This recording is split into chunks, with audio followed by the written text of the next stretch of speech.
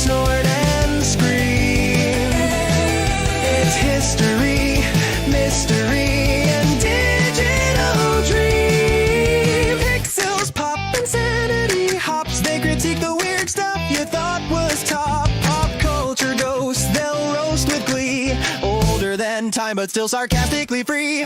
Irreverent humor, questionable taste. Caffeine-fueled rants that you can't erase. They might insult your favorite game, but you'll laugh so hard you won't feel the shame.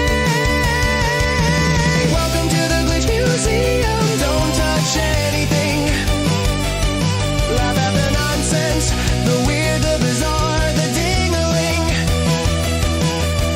Fred and Jack will make you snort and scream.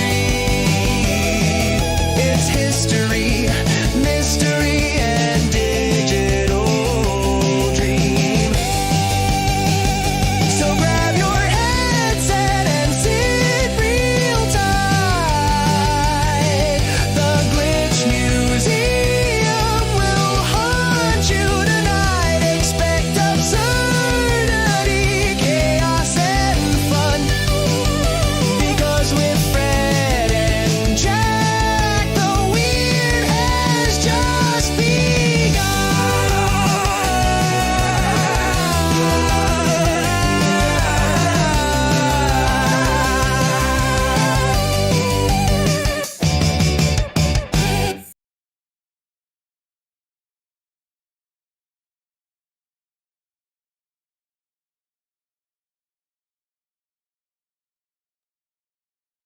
Hello, hello.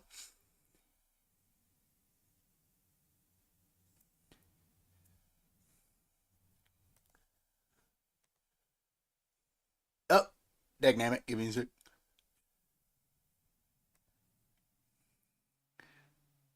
Where's Quest of an Ass? Say something now. There we go. Hello. Make sure the audio's coming through now.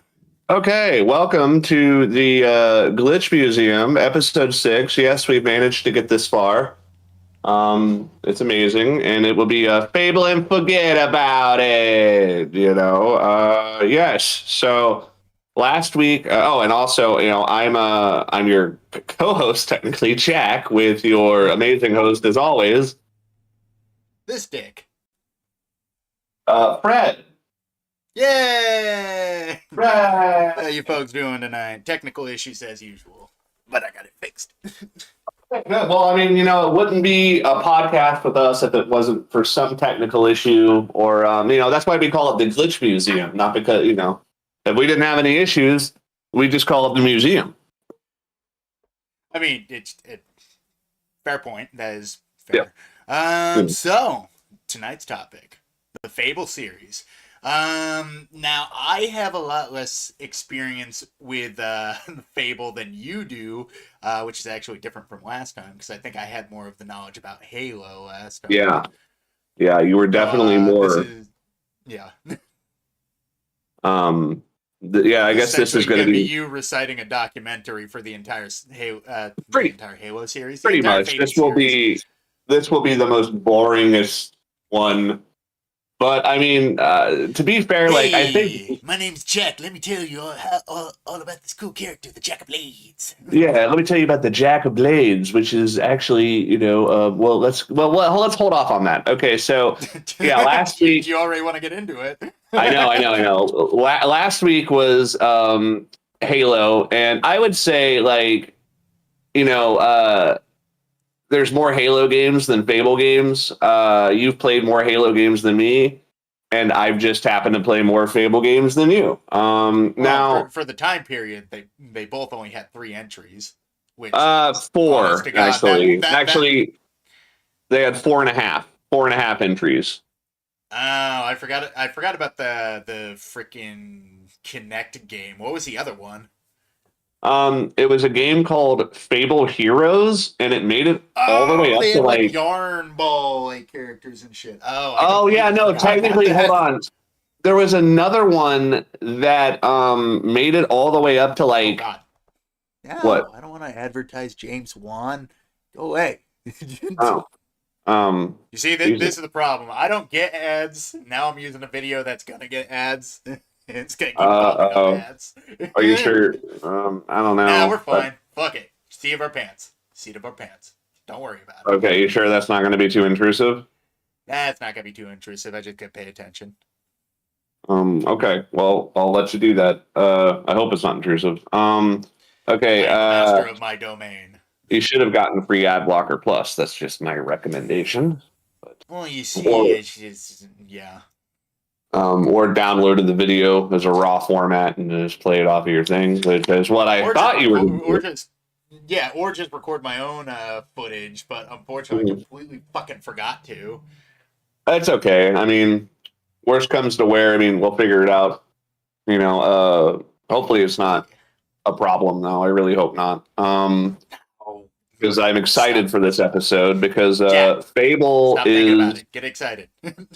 Fable is sort of my holy grail of video games. I've played Fable and I've known about Fable since before the first game ever came out.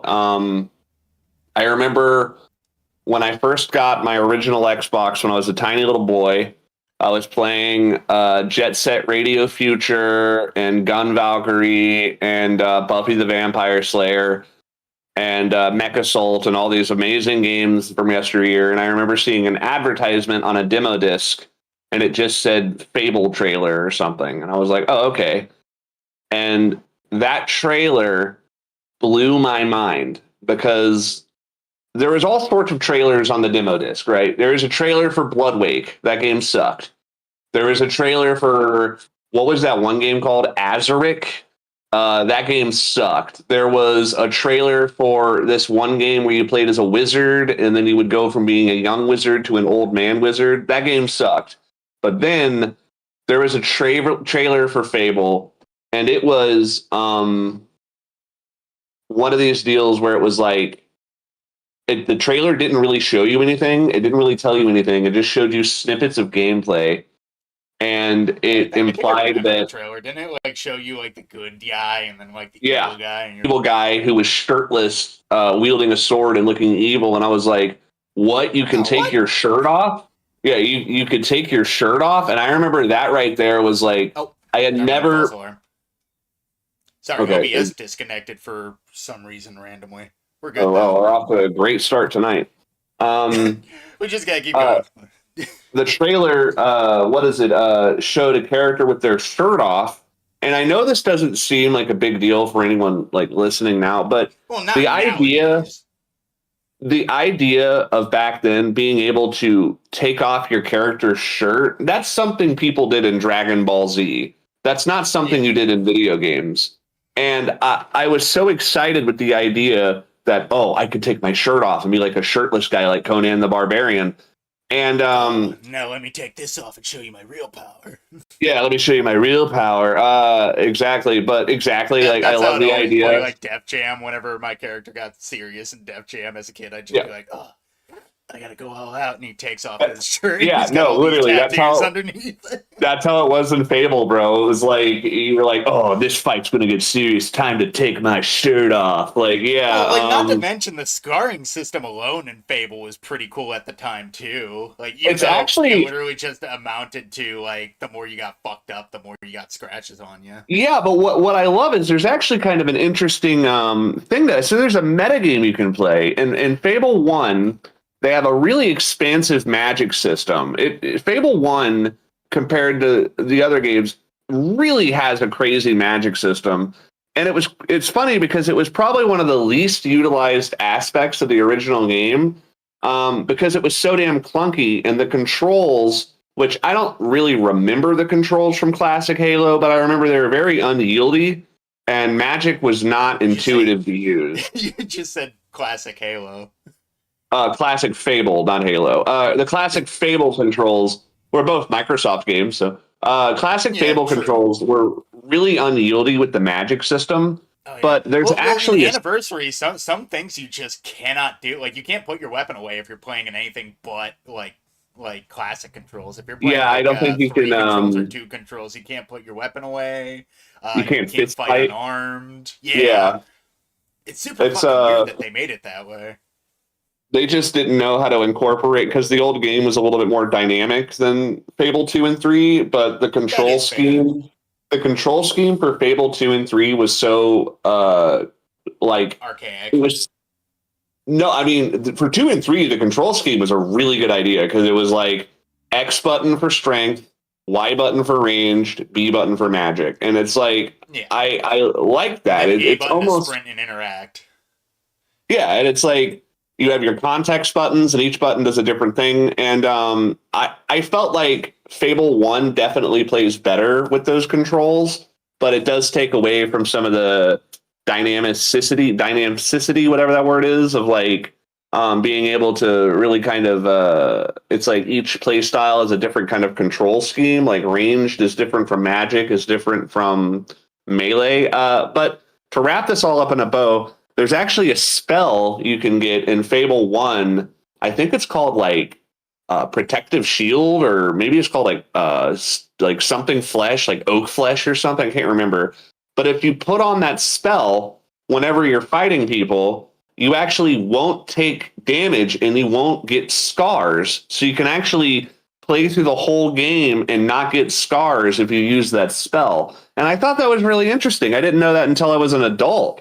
I was like, really? Like, because the scarring system occurs because of accrued damage, and there's no real way to anticipate when you'll get a scar and how you'll get a scar. I really like that. I think Fable 1 definitely lets you have, I would say, like you're still in Fable 1, you can only play as a guy, and you are somewhat limited, but the way you can mix and match clothing and how your stats work and how your build work, I don't know, you can have a really unique looking character in Fable 1, especially like the difference between being young and being old in that game is a huge deal too, because by the time your character is old, you look old. Like you are old. Like, you know, but like I found out like my guy like aged like super prematurely. Like when I was playing Halo, I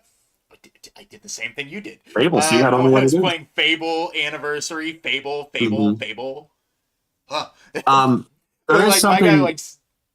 Oh, go on. What were you going to say? I didn't mean to interrupt you. I want to say my guy's like in his 40s. Like I aged super duper prematurely when I was playing. I must have invested too much into Magic way too quickly. Yeah. Magic is really tantalizing. You feel like you need to invest in it, which is so funny because there's so many spells that are like completely just,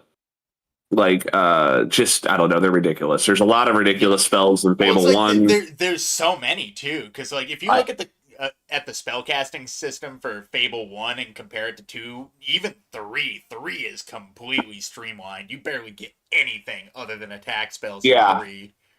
Yeah, and I want to say like they made a bunch of them redundant in 2 as well, didn't they? I honestly, and this is going to kind of sound like lame because I am a huge Fable guy, but I honestly don't remember pretty much any of the spells, because the spells in Fable 1, spells have a lot more use, but in Fable 2 and 3, other than for like attack and some mobility spells, there's really not a lot to it. Get scars in Mountain Blade. I didn't. Well, I know that in Mountain Blade you can select a scar. You can select scars, but I didn't know that. Is here again. Kinghood of Mouse's kind. Nice. I know. I had somebody tell me that they would tune in and send questions, or they had tuned in and send questions. So it was probably just one of my various Kinghood was here last time. One of my various fans. Your adoring fans. Now there's Bayazora, it is you, the arena grand champion. Could I carry your sword? Back rub, perhaps. Maybe suck your fucking dick. Nah, but you get out of here, kid. While you're wait, what was trolls. That? What was that last part? Carry your things? No, that last. Oh, head? Yeah. Oh, sure. No, I'm joking. Okay, so the finest head. There's one thing I have to do that's completely off topic here, and I do not want to hear you groan while I do this, but I need to tell you a quick story about my day. So today, when I first woke up, I went and I grabbed an apple. And then after that, I drank some Pepsi and I put on my Nikes. God damn it. After I got done scrolling through Temu, I watched a little Netflix, and then I went to my job at McDonald's. And then once I got off shift there, I went to my job at Amazon. I used my Shareholders Samsung are not going to be phone. happy. You got Temu wrong. Temu's not a streaming service. We talked about this. It's a storefront for Chinese knockoffs. So is Amazon. Yeah, but Temu's not a streaming service. They use AI generated music for their advertisements, just like we do. I paid do. a lot of money to get this fucking Temu ad, and you're gonna piss all the gooks off. Don't say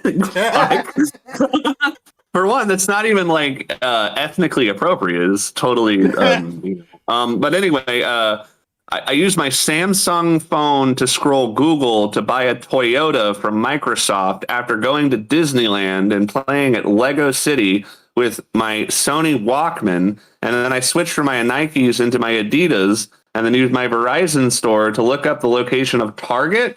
And then I Procter and Gamble, Unilever, Ivor? Ford, Chevrolet, Doritos, Intel, and Starbucks. Sorry, what's weird, I just coincidentally named off every single brand that advertises for YouTube. That's strange. I wonder why I said that, huh? It must not be anything to do with the algorithm. So let's get back to Fable. About Burger King, Wendy's. No, those aren't that's not subsidiaries of YouTube. I looked it up specifically. Okay, so Fable 1, Fable 2, Fable 3. But all three of these games are better than anything that comes out nowadays, but yet they all three have some serious hurdles to get over. I will preface it like this. Each game has something unique that it offers. They all have their strengths and they all have their weaknesses, some weaker than others. I would say it like this. Fable 3 has the best combat in the series. You know, it does. It's definitely really fun. Like, it's especially probably the most with streamlined too. Especially with like the combat animations you get as you level your character up, and then you get like those cool flourish kills. Like it's like an Assassin's Creed kill. You get the angel wings and everything too.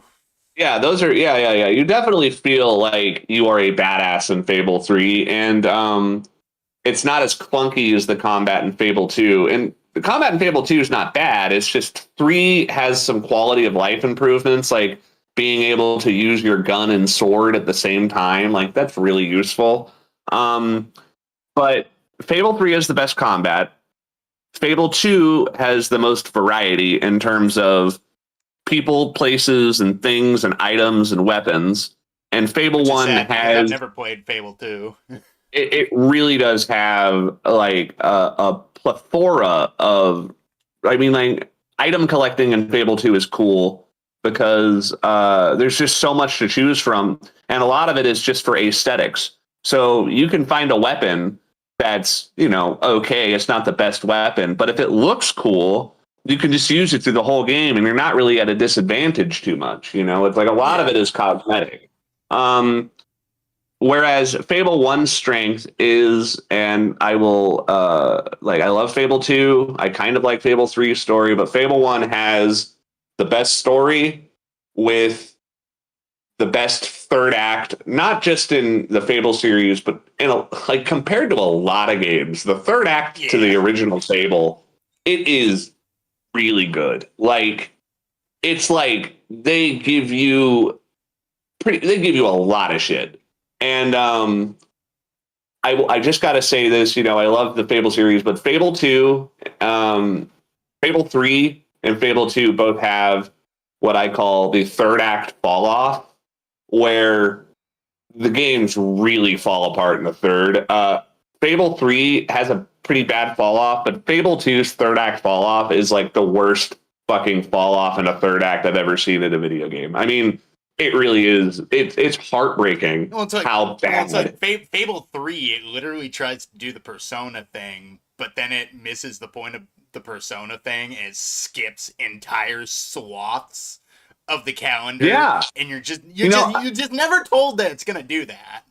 Yeah, you're never given a warning that because it's like, oh, you have like 100 days or something before the big event happens. Oh, it's here, and it's like, oh fuck! Like Yeah. I have listened to so many people talk about how they ended up screwing up their first playthrough of Fable 3 because they weren't ready for the battle to happen. Because just to give context, in Fable 3, and I almost want to work through the games backwards because I feel like it's more exciting to talk from weakest to strongest. Yeah, or just from 3 to 2 to 1. Just for this, like with the third act, because 1 has such a good third act and 3 and 2 have such poor bad acts. But 3 is right in the middle. Like at the end of, okay, so Halo 3, the context is that I keep forgetting that your sister gets brutally blinded in the beginning of Fable 1. yeah, it really sucks. In Fable 3, at the end of the game, you find out that there is an evil that is going to come and wipe out the kingdom of Albion. And you as the ruler... It's essentially the darkness. Yeah, it's literally called the darkness. That's literally the name. And oh, how creative, right? They could have come up with anything, but they decided to call it the darkness. Like the band that wrote that song, This Could Be Love. Or no, what's that song called? Something about love. I believe in a thing called love. I believe in a thing called love.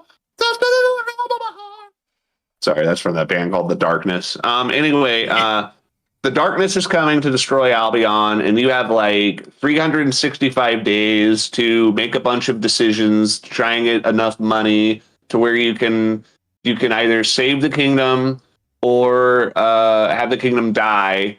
And if you haven't invested your money in real estate, you have to fuck over people and break your promises you made to make sure that the kingdom has money. So for a first-time person playing, this is a kick in the nuts.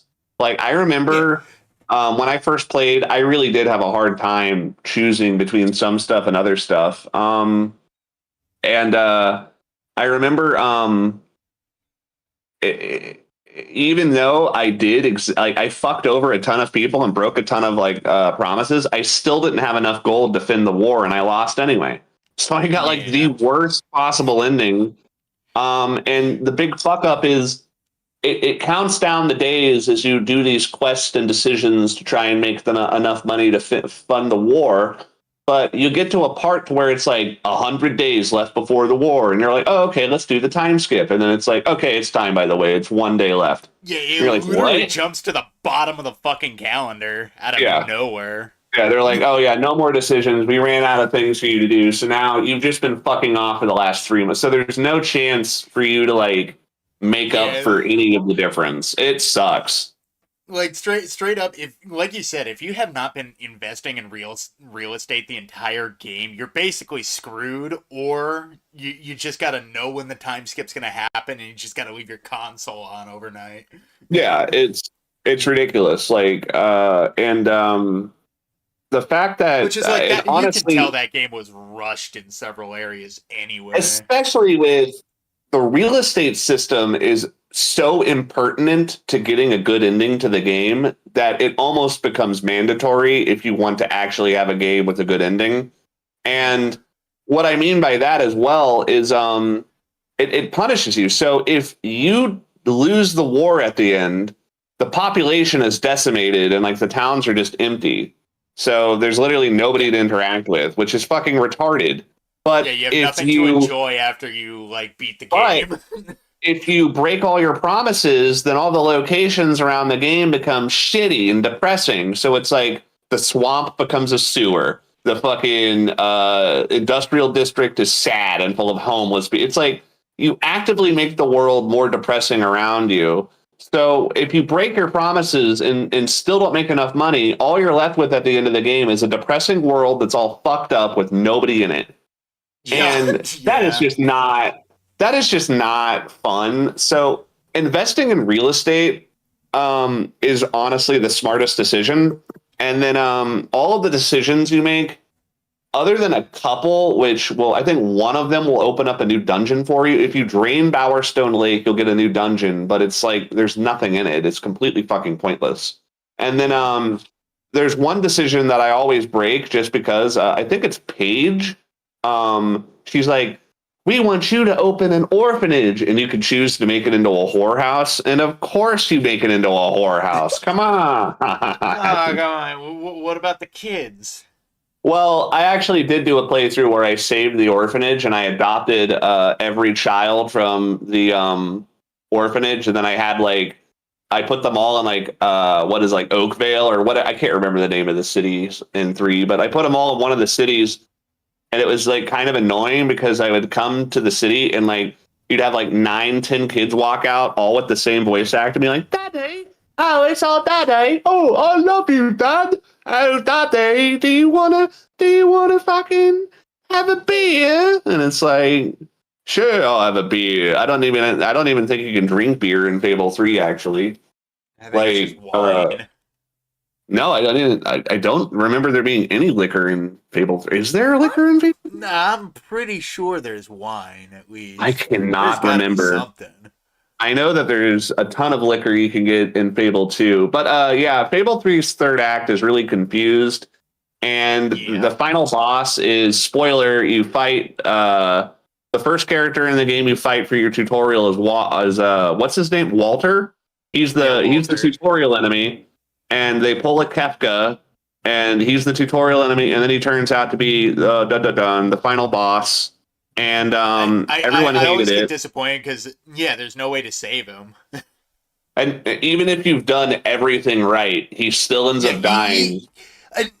That's another thing that I want to bring up. Like, even if you like get the best possible outcome, like for your first playthrough, like when you get the achievement, it assumes that you sacrificed like something to get the best ending. Yeah. Like it's kind of retarded. Like I think the achievement, like it specifically has a description of like no one will know what you had to sacrifice, and it's like I didn't sacrifice dick. Oh well, yeah, I knew this was coming. I sacrificed a pittance out of my overwhelming amount of money that I've saved up for the entire game because I bought all the real estate, and it's like essentially what it's saying is that what it's saying is that late stage capitalism and landlords are what will eventually save the day. And that we should all be thankful for late stage capitalism and landlords charging heavy rent. Because if it wasn't for landlords charging heavy rent, we wouldn't have enough money to fight back Satan. So literal Satan. Yeah, literal Satan. Like no, dude, you know what the name of the scary monster that controls the darkness is? It's the worst name ever. Okay, you ready for this? What's up? The name of the bad monster in Fable 3 that's the big evil. Do you know what its name is? What is it? It's the Crawler. I forgot. So what? Like, how is that scary? Like a baby? Like a sloth? So Walter's scared of a bedtime story. Yeah, it's not really that scary. The Crawler, not great. And then what they ended up doing was they released DLC for Fable 3, and they were like, we'll add in a DLC for any of the Fable games. Well, the one that's the conclusive ending to the game is Trader's Keep, and it's free. At least I think it is. And it literally adds the final boss of the game, which is a mirror match. So if you're evil, you fight a good version of yourself, but if you're good, you fight an evil version of yourself. And I guess that's okay. It's kind of cool. Put that in the main game. Because they're idiots. And not only that, but the entire Trader's Keep, the entire DLC is just the boss fights that weren't in the game. So you get I remember one boss fight you fight against like a guy in an Iron Man suit. One is like a Balverine fight, and I can't remember the third one. It's not very interesting. Probably some sort of hob. Yeah, there's I don't know, but the final fight is you fight like a mirror match against yourself, and I kind of liked it because I was playing as an evil guy that had a scar on my face, and the good version of myself, the good version of myself didn't have the scar. That was kind of interesting. King's asking a good question. If you're neutral, who do you fight? You actually can't be neutral in Fable 3. They won't let you. I know. Yep. They won't let you. Like the the morality system is very skewed to either going fully one way or fully the other because Fable 3 like has, yeah, it has the worst morphing yeah, system in the game. which And is the weird series. because I want to say like for promotional stuff for like limited edition stuff, it gave you like a coin that you could flip, and it had red on one side and blue on the other.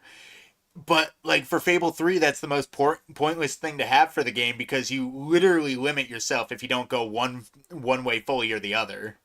Yeah. And if you look at some of the conceptual images from earlier builds of Fable 3, they had an extensive morphing system.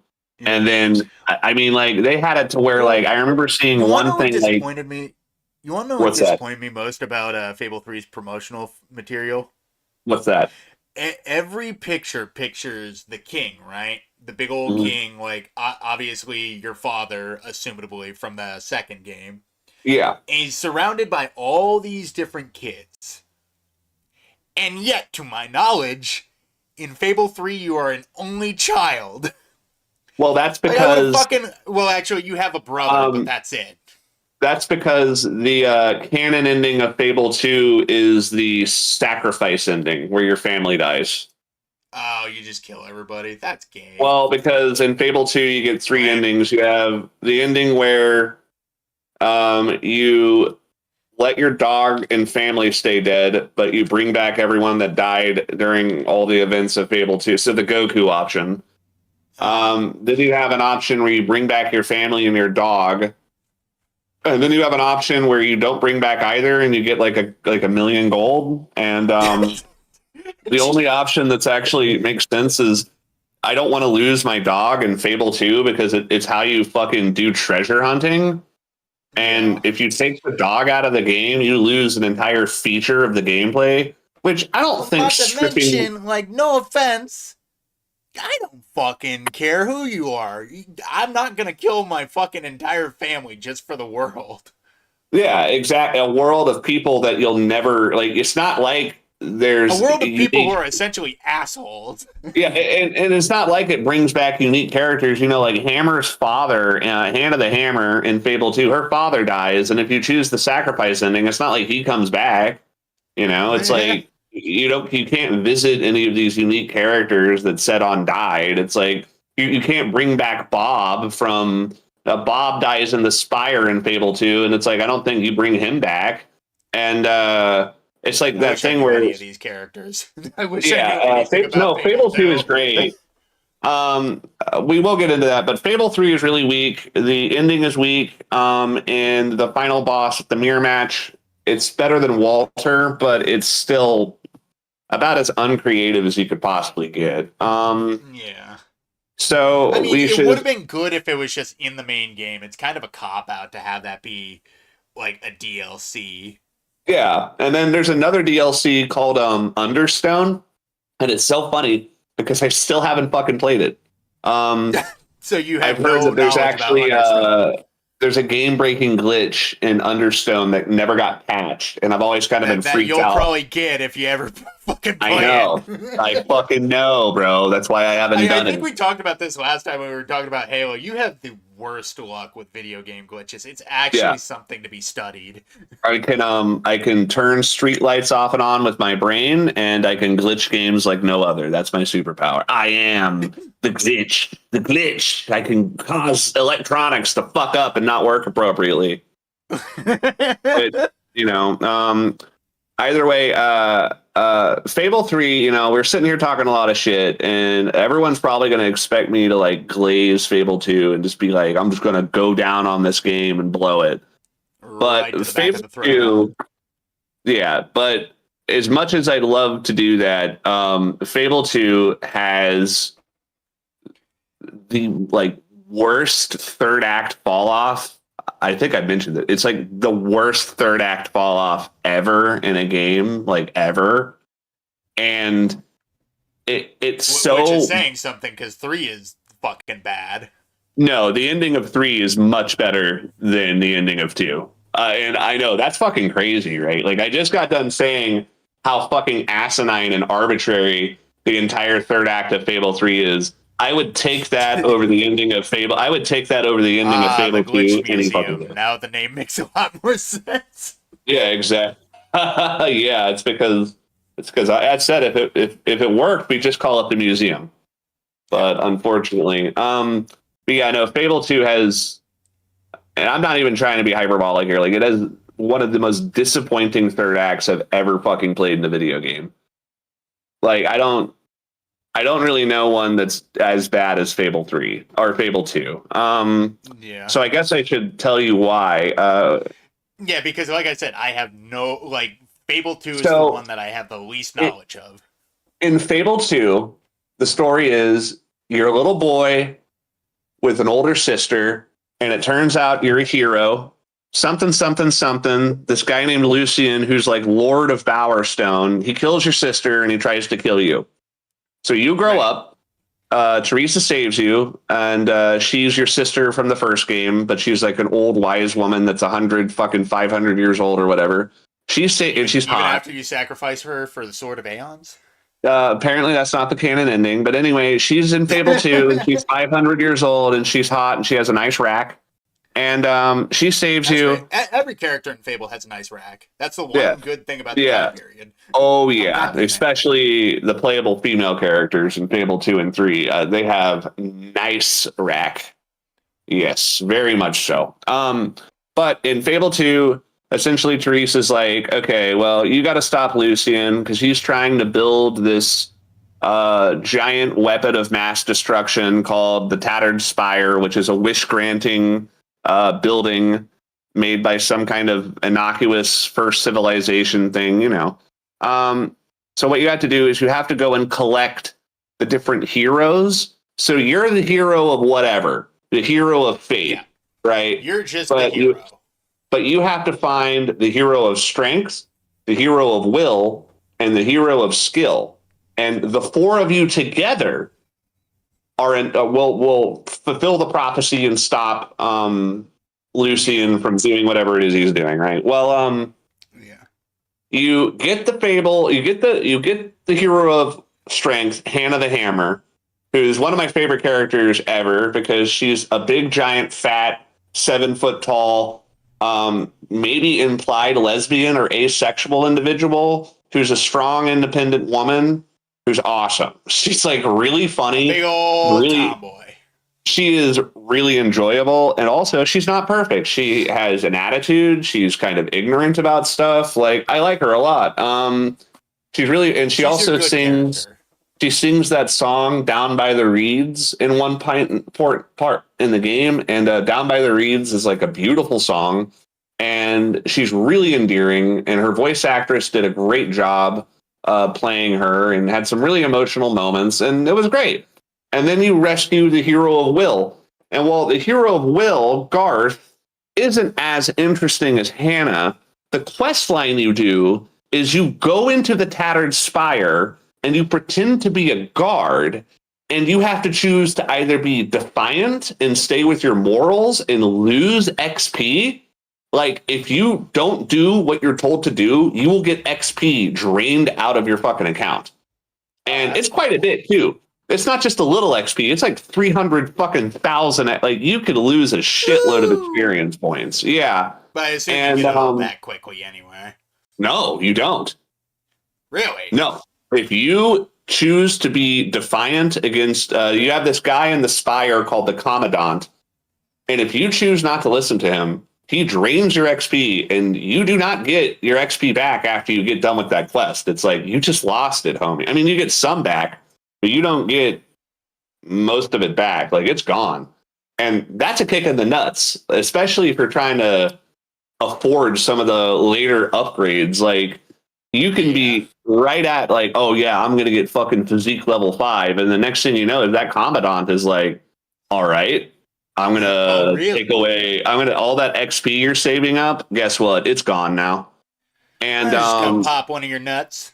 Literally, like, you have to choose between your character's health or well-being or morality, and it's great. And the quest line you do to rescue Garth is you have to go through and be subterfuge and either listen or defy the Commandant and blah blah blah, and then eventually you save Garth, and then you have a boss fight with the Commandant, which is really fucking cool boss fight, and it's very difficult.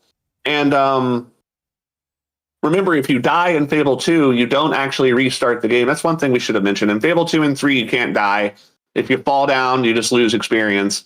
But think about it this way. If you've been defiant against the Commandant and already lost 300,000 experience, then every time he knocks you down, that's even more experience you're losing. So losing in that fight, and you don't have shit for that boss fight. It's actually a fight where you don't have your preferred weapon. And I think you have like a cutlass, a pistol, and then a couple health potions. And it's a really tough boss fight. Like, and the Commandant is a really cool looking enemy. He's like a fucking Cenobite. He kind of looks like that's cool. it looks like Pinhead kind of with like shards sticking out of his head. Like the Commandant is a cool enemy. And once you beat him, you and Garth escape. And it's like, okay, now you got to find the hero of skill. And the hero of skill is Reaver. He's a piece of shit. He is a piece of shit. But he is one of the more charming pieces of shit. And he is so unadulteratedly evil and just petty. And, you know, it's like he fucking kills people. And he's the personification of just because you're a hero doesn't mean you're a good person. You can be a hero. Literally the point of Fable. Yeah, you could be and Reaver is an example of a complete fucking scoundrel. And he's a womanizing, hedonistic piece of shit. And you have to do it worse in the third game. You have to do a quest in Fable 2 for him where you either sacrifice somebody and let them die, or you make the sacrifice and you get glowing red eyes and you turn evil for a little while. Oh, that's... Yeah, it's a somewhat permanent cosmetic effect that you get for like even if you make the good decision, your character looks evil as fuck. And I always thought that was really cool because it's like it's the one time in the game where if you're evil, you want to make the good choice because it makes you look evil as fuck. And eventually it does. Eventually it does go away, but it dramatically changes the way your character looks for a portion of the game. And that's so cool. And then once you get done doing that quest, you get Reaver on your team, and then it happens so fast. It's like a fucking kick in the nuts and then a car accident. It's like you get kicked in the nuts while you're driving, and then you crash your car, and then it's like it's over. It's just over. Everybody dies. So, oh no, it's amazing. Let me tell you. So you, Garth, Hammer, and Reaver are all like, we're together. Let's escape my mansion, says Reaver. So you guys go through this underground passageway, escaping through, I think it's like rum smugglers tunnel, and you get onto the beach, and then this great shard shows up. But you fought some lesser shards, which are essentially like floating pyramids that summon enemies. Well, you fought a couple of them before, but this is the great shard. And you're like, okay, me and my team are going to do this. And you have this battle where you and your three friends, for the first time, are all working together in tandem to fight the great shard. And then you beat it. And you're thinking to yourself, all right, here comes the third act. Me, my boys, we're a fellowship now. We are going to go and confront Lucian and do a final dungeon. And I'm sure there's going to be a fucking badass boss fight similar to the Commandant, because at that point, the Commandant has actually become a regular enemy. So you're like, oh, if the Commandant's a regular enemy now, can't wait to see what's going to be above him.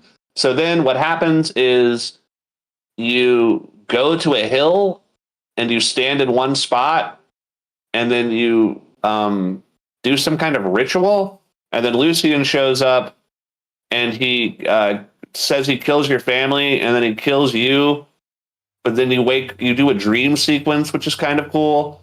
But then you wake up on the tattered spire, and then you walk up and you shoot Lucian, or Reaver shoots Lucian. And there's no boss battle. There's no fucking cool fight. There's no dungeon. They give you one battle on the beach, and you're fighting the Great Shard, and that's the final boss. That's the final boss of the game.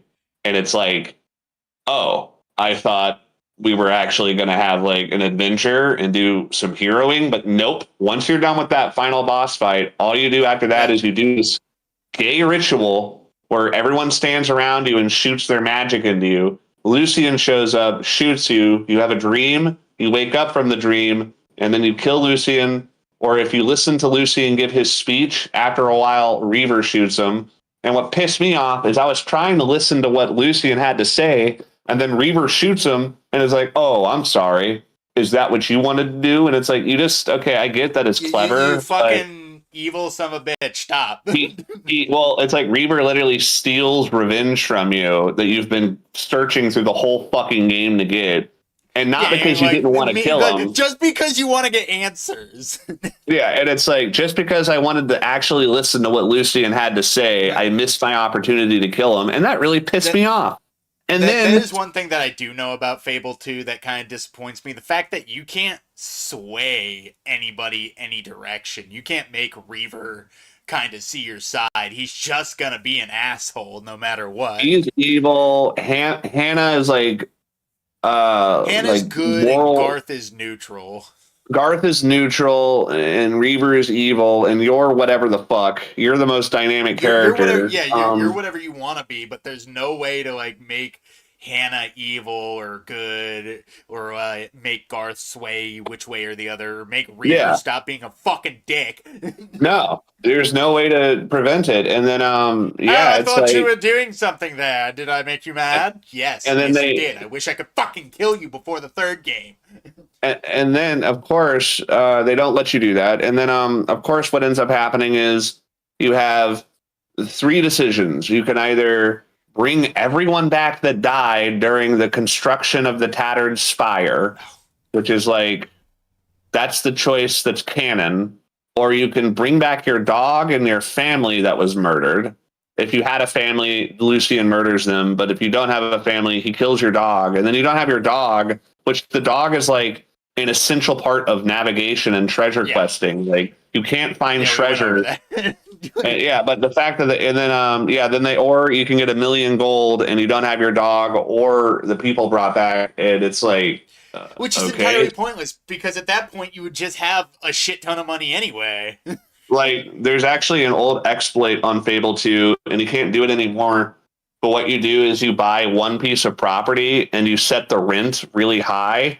And then you take your Xbox offline, and then you put your Xbox's clock like 100 years in the future, because it gives you money for real time. And so then you log back onto your game, and you have like 99999, like 100 billion million gold, because you told your game that you waited 100 years to log back on. And then what you do is you just go back on Xbox Live, and it corrects it, but you keep your gold because you save your progress. It's really cheap, isn't it? That's hilarious. That's just what you would like. No, it's never been patched. It's just you can't change your Xbox state to the future now. I don't think you can set it to where it's in the future. Yeah. Okay. Yeah. You probably could if you disconnected it from online. Yeah, I don't know, but either way, it's you used to be able to do it on the 360. I don't know if you can do it on the series, but the fall off is fucking lame because they don't give you a good final boss fight. They don't even give you a good dungeon. By the time you get the gang together, it's already over. It's like the mystery gang finally got together. Oh, we solved the mystery. Now, let me ask you something important, Jack. What? Which ending is worse, 2 or 3? See, it's hard. It's really hard.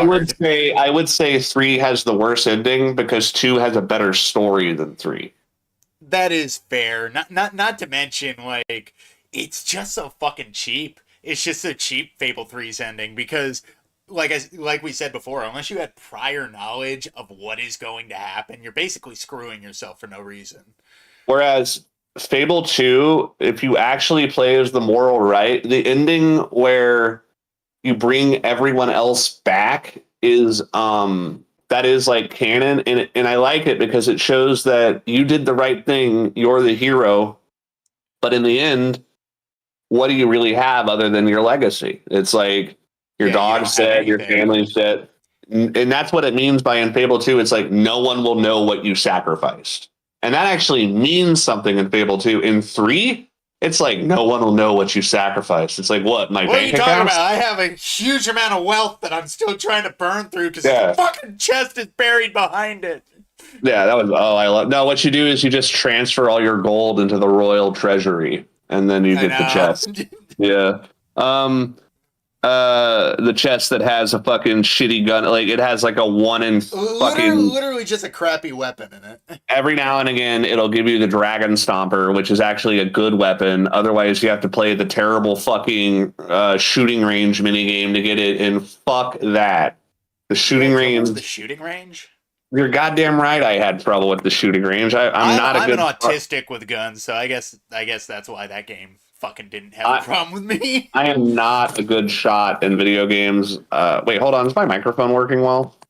I think it's screwing up. It's working just fine. Let me actually do a check on the audio. Yeah. Oh yeah, it's coming through perfect. Okay. But well, I just messed with my microphone, so if it breaks, let me know. You're fine. But what is it? What are you talking about?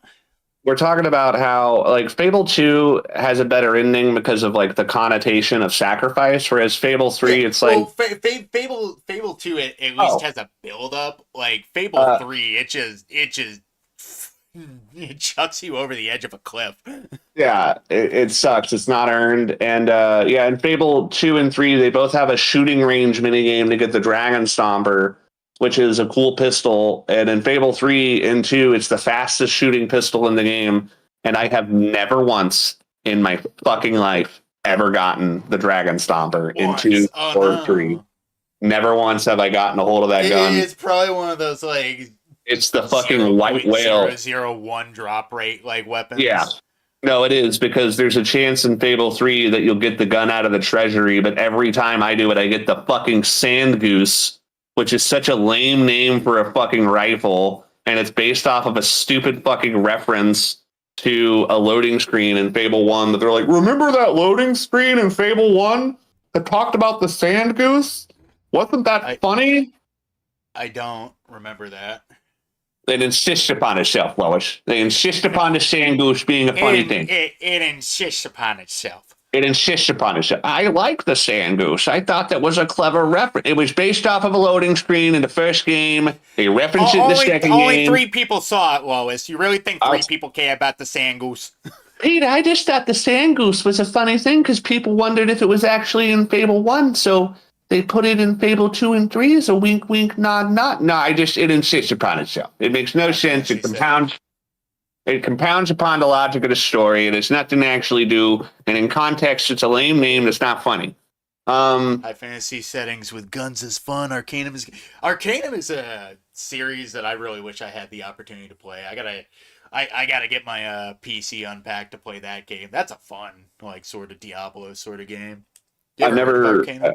I've heard the name, but I don't know what it is. I don't know how it plays. Arcanum's super cool. It's basically, think sword and sorcery, except the Steam Age happened. And Magic really doesn't like working in tandem with Steam engines. So people are really racist against wizards because if a wizard sneaks his wand aboard like a steam train or like a zeppelin or something, the magic interacts with the thermodynamics and blows up the fucking train. No. Well, that's interesting. It's awesome. It's so cool. I love it. I want to play it so bad. In Tandem, they do kind of like imply the whole magic is a dying art in Fable 2 and 3. It's like, especially in 3, where and apparently the story to 3 like completely fucking changed like late in development. That was happening a lot around that time period too. I don't know why. If you heard about a game going through development hell, the writers were having a fucking field day, tearing out their hair, just rewriting scripts, just like, what do they mean this one's not good anymore? This was supposed to be the final one. Not only did Fable 3, it had an extensive morphogenic engine where your character was supposed to be more unique in that game than any of the other games, and that's just not true. And on top of that, sorry, not to harp on Arcanum too much, but like Right. mages are literally relegated to the last carriage of the train because they're so dangerous. That's really funny. Get to the back of the bus, you mage. Straight up. I want Yeah. to play Arcanum now. God damn it. Back to what you were Anyway, saying. I kind of forgot what I was talking about. Oh yeah, so the morphogenic engine, Fable 3 originally had a crazy morphogenic engine. And I remember one of the screenshots they showed is originally your character would smoke a pipe, and depending on your morality, your pipe would change its appearance. So if you were a good guy, you would have like a cool Sherlock pipe. But if you were a bad guy, you would have like a nasty stogie cigar. And Cool. do you know that one character in Fable 3 called Saker? He's like the bandit leader that throws fireballs. Yeah, he was. You could 'cause originally what's funny is they showed screenshots of the evil character looking similar to Saker, whereas the good character looks similar to Walter. And it was really interesting. It was like, wow, like you can really change your character in Fable 3. Anyway, they got rid of all that.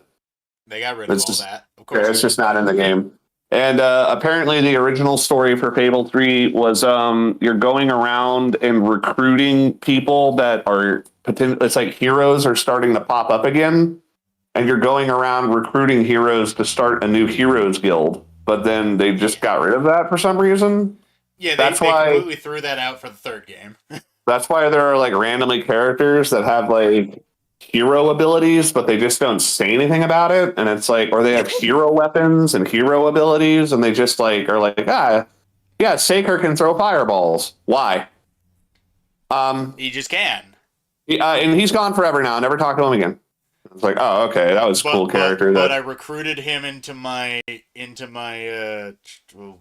whatever the fuck a king. He's gone forever. Is. Oh yeah, But I spared him. Yeah, no, all these characters are gone forever. To be fair, did they do that with the first game too? Because can't you spare the bandit leader in that as well? Yeah, you could spare it. But that I understand a little bit more because it was a game from like 2004 or whatever. Not like even that. They was banging your sister. It was kind of implied a little bit because there's this thing where they show concept art and it's your sister looking all hot holding a sword, and Twin Blade has his arm on her shoulder and is kind of pulling her in like, that's my girl. And it's like, they do. Meanwhile, you're like, that's my fucking sister. Get your fucking hands off her. he's the one fucking it. And it's also implied that he was a grown man when she was a little girl, and that it's a little. Yeah. Anyway, maybe don't spare him on my next playthrough. Yeah, maybe I regret. You killed him. I loved him. He was a monster. Come on. No, I'm pretty sure if you kill him, she's just like, he's a pathetic cuckold anyway. Now I'm more interested in you, brother. And it's like, oh god, like, yeah, like instantly puts crossbow under chin. Well, I mean, the game is British, so you know how they are. But I'm joking. Anyway, what were we getting at? Topic. It's not like I said a racial slur earlier. Okay. So before we get into the majesty that is Fable 1, what are some things? Do you have any questions you could ask me about Fable 2 that you don't know? Like, really grill me on it if you have any questions you think you can ask. Honest to God, like, all I really want to know is what's your favorite part of Fable 2? My favorite part of Fable 2? Wow.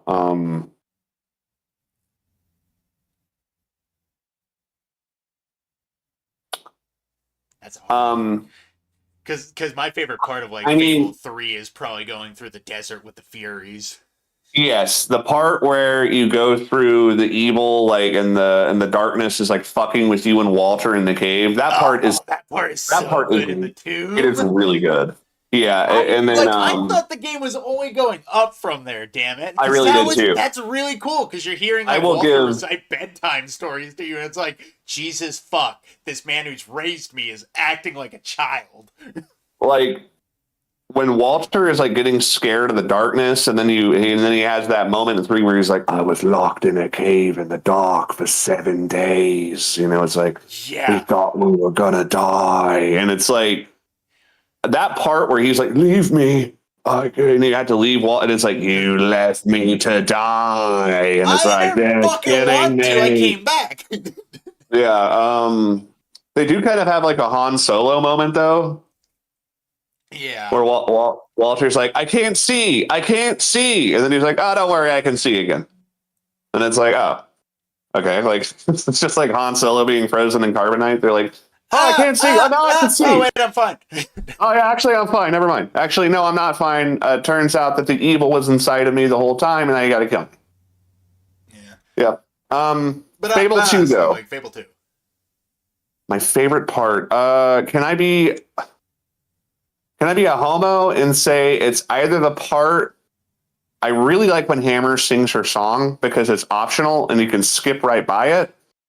There's also an old man like Farmer Giles, and he sings a church hymn about his wife, and it's a beautiful church hymn, and they got the voice actor to sing it, and it's a completely missable part of the game. Like you go to this guy's like place like before or during the quest, and if you just hang out around his house, you can hear him singing like a church hymn about a beautiful woman, and it's a beautiful song.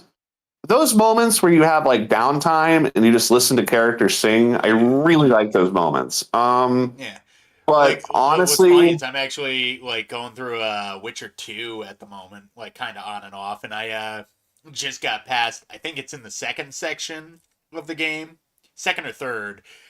You can do, like, this part where you basically enter a tournament, and one of the people you can go up against is, like, your buddy or something, and she's a female swordsman, and you could do one or two things. You can throw the match and let her win, or you can kick her ass. But what's funny is she gets less mad at you when you kick her ass because you treated her like a true like warrior. Then you mhm, can fuck her. nice. But like I Yeah. always find that sort of touching because it's literally like it's something that Geralt would honestly probably think about, and like I could go either way because Geralt could like let her win and fuck up a relationship because she thinks he doesn't respect her, or he could kick her ass and show, no, I do respect you as a warrior, I'm not gonna go easy on you. Um, okay, like It's little favorite. things like that. That's why I sort of like, I get why you like the little hymns and the little songs in between the That's why quiet I'll song say moments. my favorite part in Fable 2. I mean, now that I know exactly how it works, it's not nearly as effective as it was the first few times, but the segment where you're in the spire in the battle with the commandant, that's some real shit. Like especially that fight with the commandant because Oh yeah, he's a yeah, really like when you were intimidating. He's talking about that, in I could yeah. tell it stuck with you. He's really powerful. He's got a great design. You really Well, feel like plus, you're in like a battle. if you stuck to your morals your entire time, that's your moment to be able to be like, yeah, motherfucker, you had yours, now I get mine. Yep. Yeah, exactly. And yeah, I don't know, like Gonna reinstall Witcher 2 now? I don't blame you. I yeah. never thought I'd have fun with that game until I figured out the combat.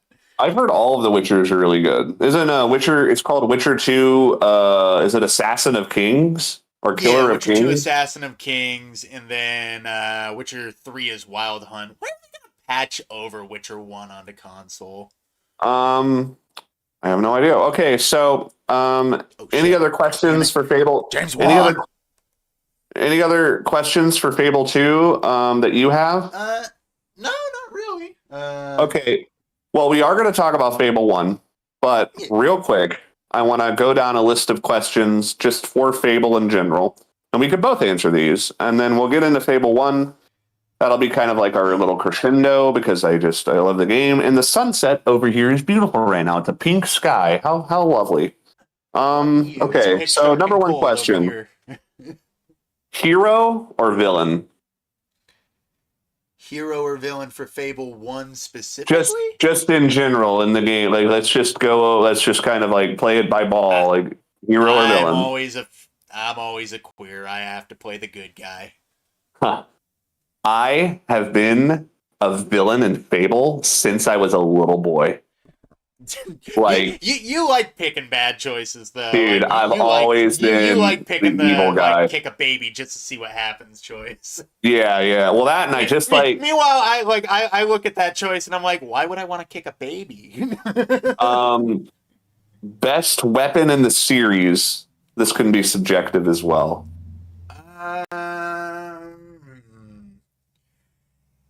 Most of my I'm experiences with Fable 3, I don't know. I'm just What weapons? There's no fucking. There's like 4 weapons in that game. Which of well, the four they all weapons in work the Fable same. 3? Do I you like like the the sword. rifle, the pistol, the sword? Yeah, the rifle, the pistol, the sword, or the hammer. I do like the great Uh, swords in 1 though. They feel weighty and chunky. Great swords in one are badass. And Fable, you know what? I'd have to say the elusive dragon stomper. Yay, It's the only white because it's the whale. one thing you never got, Jack. The white whale of Fable, the dragon stomper. Oh, how I yearn to wield such Watch a it. gun. You're gonna beat it. You're gonna boot up Fable 3, and you're gonna finally open that chest. It's gonna have the Dragon Stomper inside.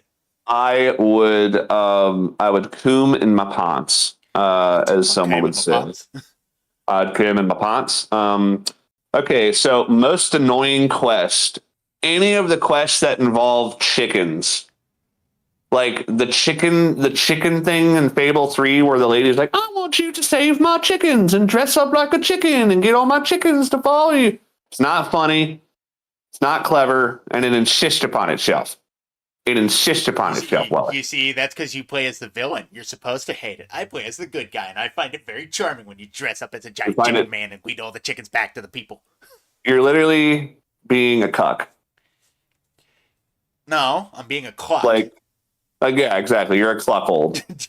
Cluckle. The Wild Hunt is also a legend from Italy. We call it Cassia Morta, the Dead Hunt. Oh, that sounds cool. That's But cool. it is same war, undead hunters from the past visiting the living. I can't fucking read right now. The Wild Hunt is a shared cultural idea from the Celtic to the Germanic people, then the Mediterranean and the Slavic as a result of contact with them. We all know of it one way or another. That's cool. That's awesome. What's A funny is shared tradition. the I Wild like that. Hunt.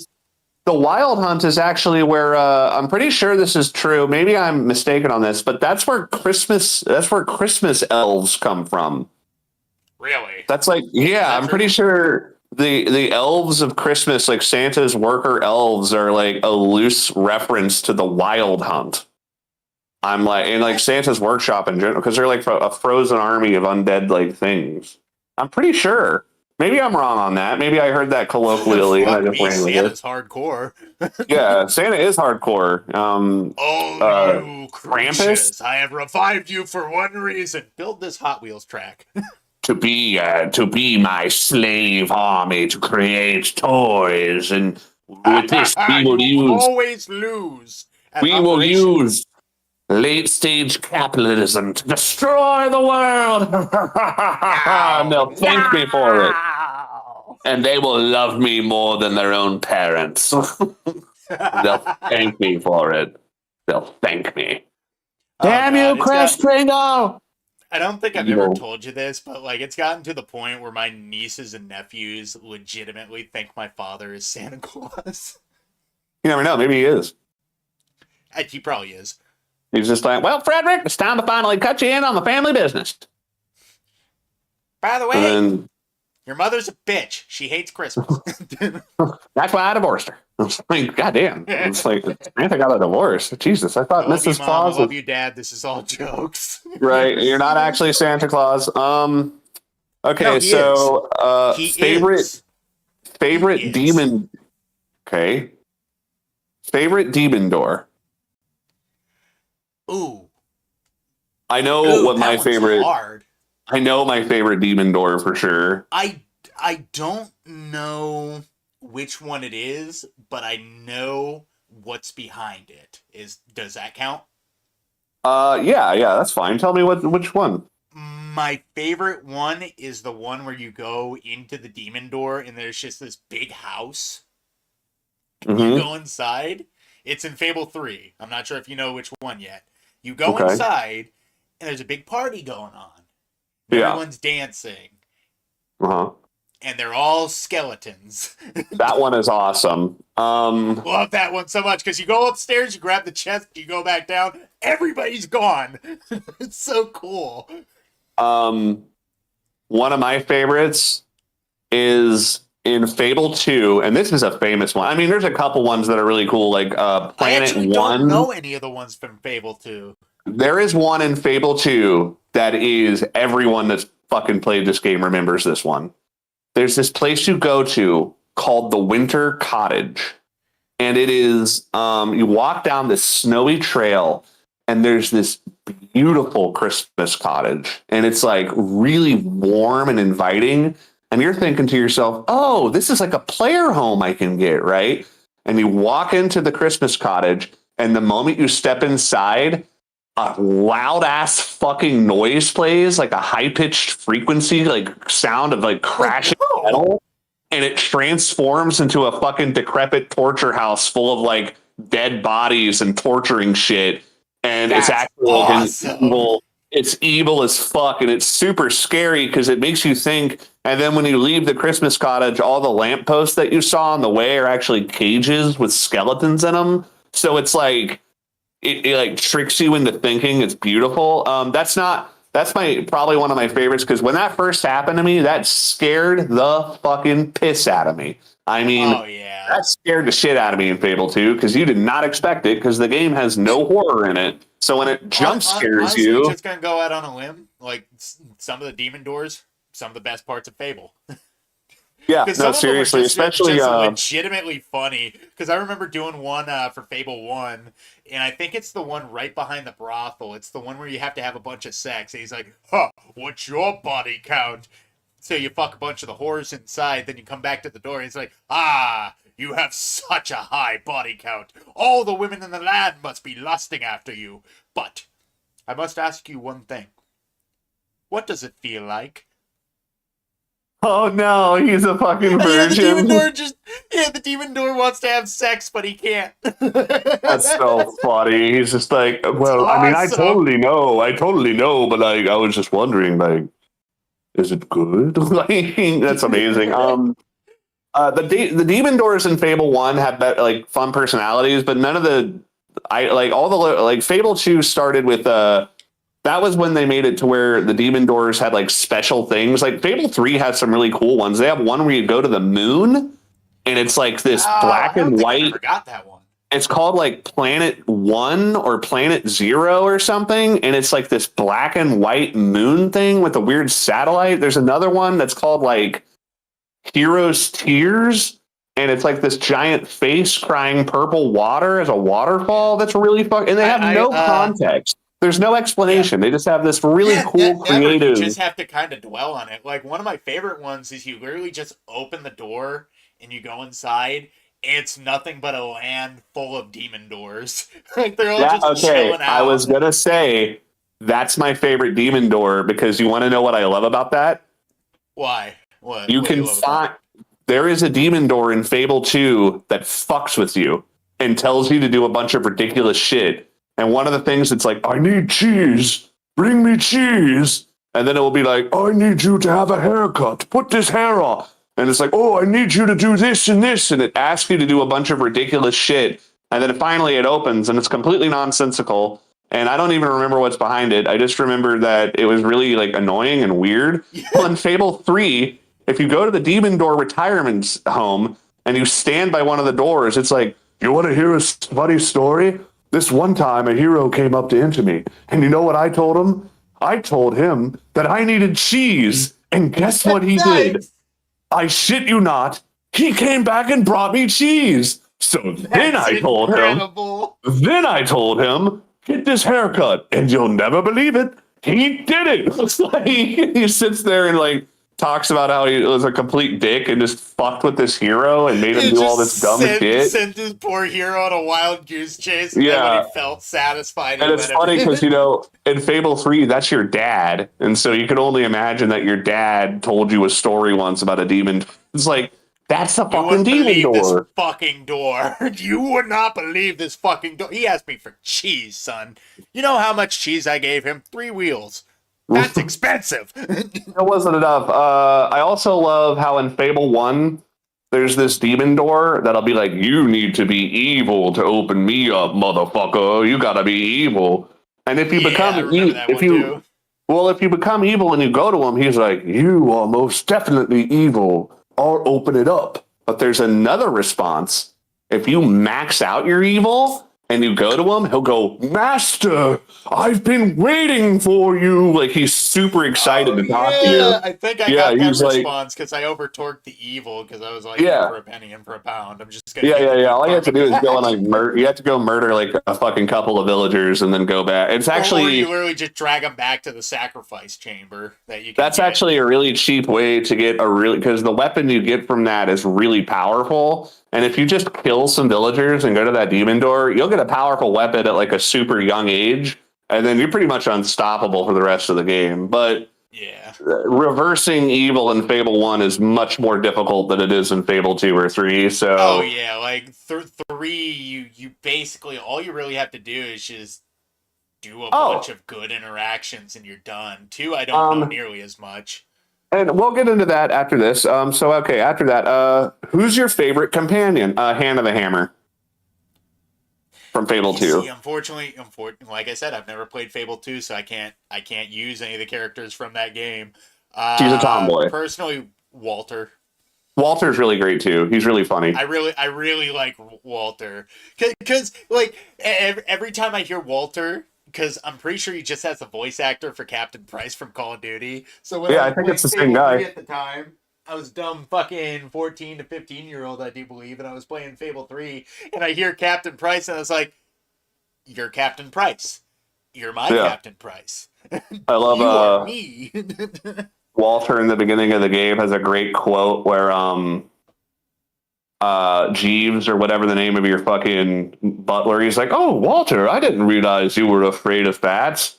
And Walter's like, "How about I bop a butler on the bonce?" And he's like, "Oh, let's just move on." And sorry about that. Fucking yeah, he says, "Oh, how about I bop a butler on the bonce?" And I'm like, "That's such Yeah, a good fucking basically, phrase."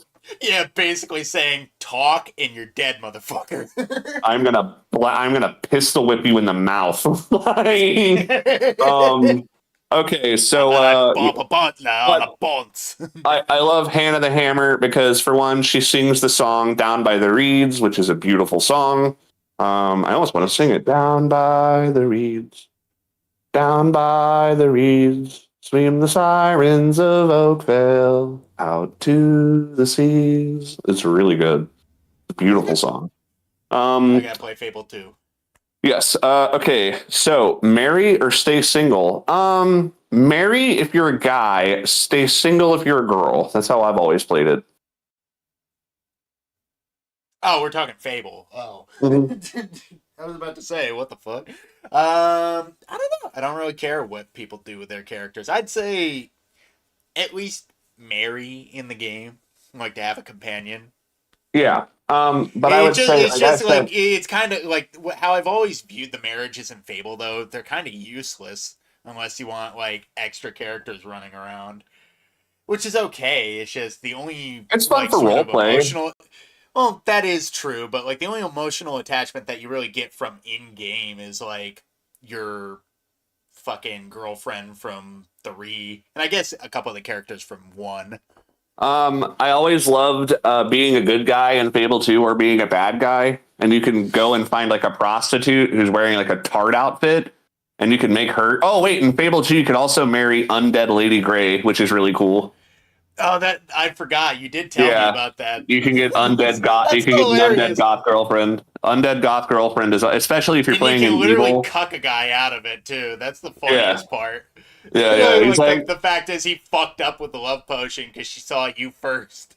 right. And then he's like, please, you could have any woman you want. This is my only chance for love. And you're like, fuck off, nerd. I'm gonna have sex with this dead body. I'm having And sex then with this dead body for your sake. Go find a living woman. I like to think that was the canon love interest for your hero in Fable 2. He's like, well, why not? I'll fucking marry this dead body. Yeah, and then she gets murdered off, and then you're like, well, I guess I dodged a bullet somewhere down the line. And that explains why Lucian's so fucked up. He's like, my mother was a corpse. Yes, my mother died when I was very young. How young? Before I was born, actually. My father dug up my mother, revived her from the dead, gave her a love potion. Super bizarre behavior. Cuckolded the man that actually brought her back to life after he stitched her body back together. You know, just the usual love story. Just two star-crossed lovers in the moment, you know, a really organic relationship. Emphasis on the organic part. It's awful. Okay, would you like to hear... You want to hear what's awful? Like, see what Kinghood just put in the chat. No thanks. I can't read the chat currently, so... He said, isn't that just Jolene, but with undead cream pies? That is disgusting. And we are going to move... we are going to move on henceforth and strike that from the record. This is where Andy Pants would say, and this stream is private. Right, we're gonna try to do this fun. stream is for everyone to No, see. I know it's just funny. But that would have been the Andy Pants alarm right there. Of undead green pies. Shut up! Shut up! You know I have. Man here. You know I have a specific fucking. Don't make me say what I know fucking grosses you out, homie. Oh, trust me, I'll gag right here on stream. We are not going to make each other fucking gag on screen. No, thank you. So, would you like to hear? Would you like to hear two funny stories from Fable 3 about marriage? Sure. So, in Fable 3, I did the good ending where I became the world's best landlord. And I saved the kingdom, and I kept all my promises, and I raised enough money. And then after that, I literally made everyone's rent free. So nobody paid to live. Wow. Yeah, I was the ultimate good guy. Well, what happened was I played through once in co-op as an evil bastard. And then when I started my game, my character is already like max level, but evil when you first started. How interesting is that? They let you do that. Wait, so then you played the entire game co-op and you never even started your own? No. So when I started my own game, I started off. You wake up in bed and you're evil as shit. No, I was evil as fuck. So I started off my second playthrough evil as fuck and like already leveled up because I used range the entire time. Because we played through evil and my buddy used melee and I used range. So I started off. Well, then I played through my second playthrough as the ultimate redemption playthrough. And by the end of it, I not only saved the kingdom, but I had lowered everyone's rent for free. And so then I was like, great. And now it's time to do something. Repopulate the hero population. So I went to every single place I could buy a house, bought a house, and I cheated on all of my wives and sired like fucking 30 children. And none of them knew about the other. And I thought it was very funny. So I just like that I played as the ultimate good guy, but yet I still cheated on my wife because I'm like, what? There's got to be heroes. You don't want me to just not have. Come on, it's totally cool. Don't you get it? Like it was not cool, but I did it anyway. Children for the prophecy. What I love is that if you know the girl. This is another funny story about Fable 3. You know the girl that you can have as your wife in Fable 3. That's your childhood sweetheart. Yeah. Like, yeah. She either dies or she lives, and then you can choose to get with her later on, and she leaves her husband for you. Straight up, yeah. If you get with her, she'll give you a venereal disease. So it just proves that she's a dirty hoe. Really? Yes. Yes, she will give you a venereal disease. If you sleep with her, she'll give you VD. Yeah, it's like, ew, my child. It's like just like everyone's childhood sweethearts. They're actually hoes. Other story in Fable 3. So in Fable 3, I got a wife, and I was like, "Oh, I love you, Roth," and she's like, "Oh, I love you too." And I remember I had a daughter, and the daughter's in the crib, and it's like me. And you're like, oh, I love my daughter. It's like, oh, your daughter loves you too. So if you have a little time pass in Fable 3, eventually your kid gets out of the crib and will run around as like a little kid NPC. So time passes, and I'm like, I'm going to go home to see my wife and daughter. And I come home and I see my wife, and I'm like, oh, I love you, wife. And I kiss her, and then I see my daughter, and my daughter's a little black girl. I remember a buddy of mine having the same problem. Like, that's And the I was funniest like- shit in the world. I remember I was just like, my wife cheated on me.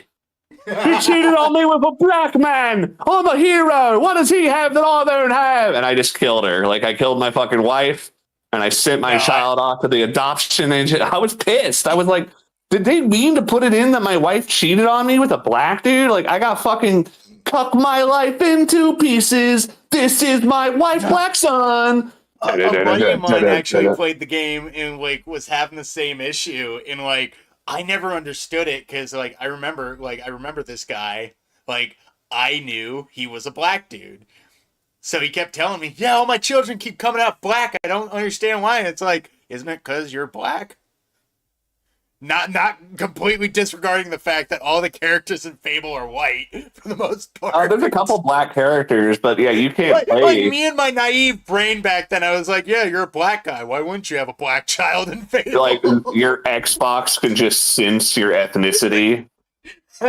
You're an honorary Connect. blackjack. You're Blackjack. connect. Go meet Jack Black. Blackjack. Nice. Whoa, I'm Jack Black. Whoa, I am Jack Black. I'm gay. Hey, does everyone want to see me, Jack Black, in a new movie? Don't worry. I threw my friend Kyle Gass under that bus so fucking fast. Man, have you ever seen somebody, totally off topic, have you ever seen somebody With friends throw their like friend? these, who needs enemies? Dude, Jack Black threw Kyle Gass under the bus. So if there had actually been a real bus passing by that stage, Jack would have thrown him in front of the bus. That whole entire stage would have been the splash zone if there was a bus going across it. I mean, like, I have never seen, like, you can literally tell after Kyle Gass says that he hopes somebody would, I'm not even going to say it. I don't want to even say that because I don't want, like, Well, he wished for essentially political said, don't violence. miss next time. He said, don't miss next time. And Jack Black just goes, whoa, okay. And it's like, at that moment, Jack's like, uh-oh, we're fucked. Like, they got banned from Australia or something. Like, they're not allowed to go back.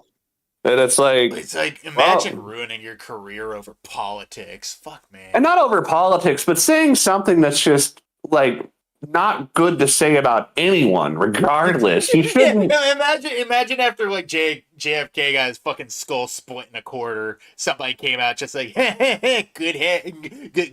He was empty-headed anyway. Yeah, or it's like Martin Luther King. Oh, don't miss next time. It's like, what? Like, what do you? Yeah, I'm just saying. It's like, what are you fucking talking about? Like, it's not cool to. We, on behalf of all those who didn't like Martin Luther King, thank you, Jesse Jackson. Yeah, exactly. Like, fucking no. It's just it's ridiculous, and I couldn't believe that. Okay, back on to Fable though. All right, best spell combo. Oh, that's in Fable 3 specifically. I know my favorite spell combo in Fable 3. I always either go Vortex and Lightning or Lightning and Blades.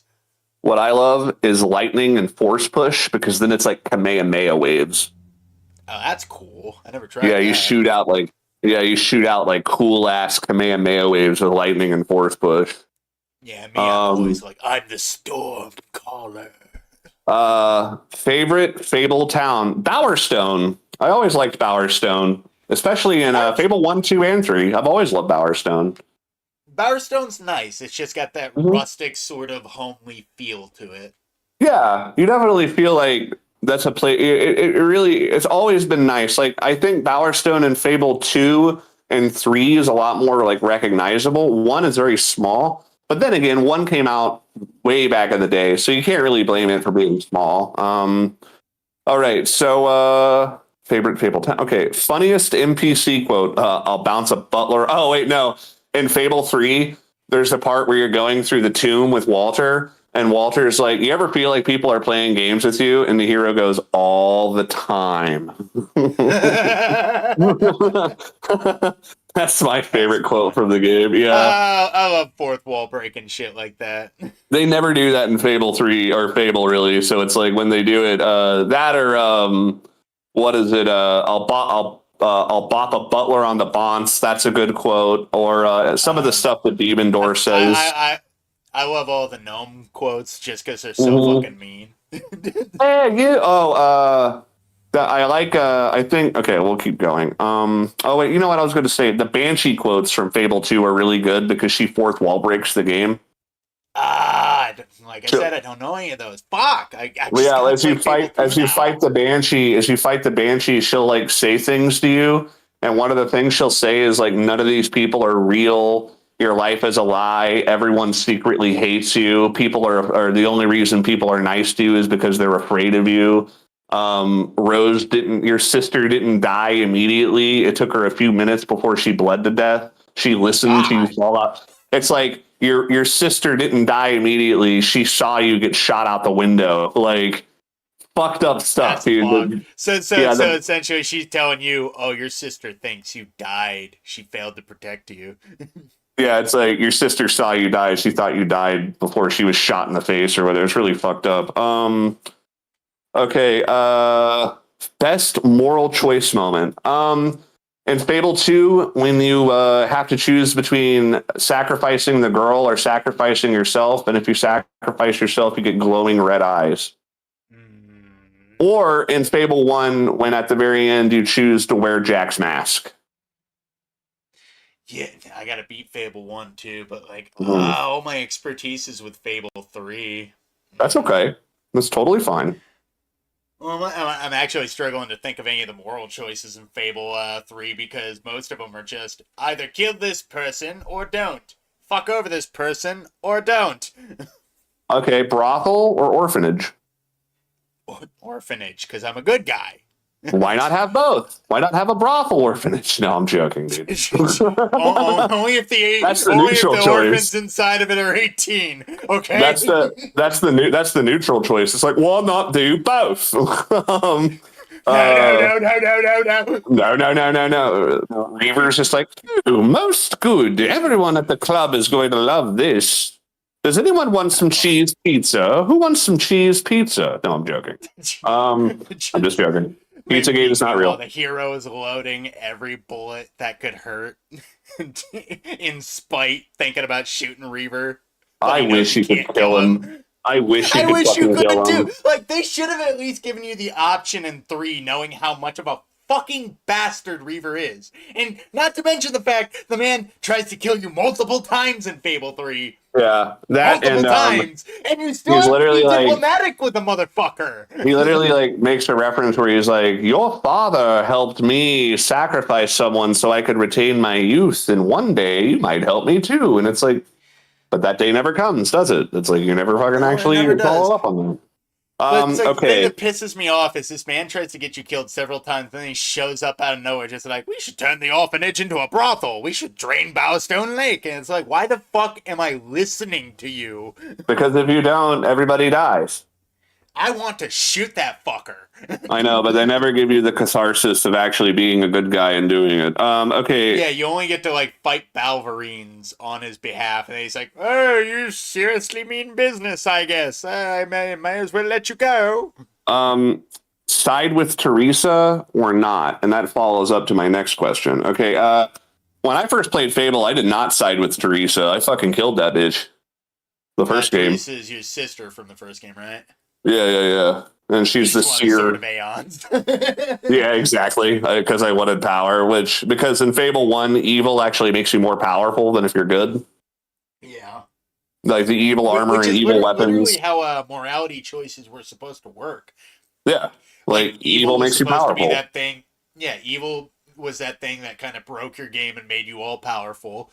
Good was that thing were you stuck with because you knew it was the right thing to do and you knew you would get dividends later.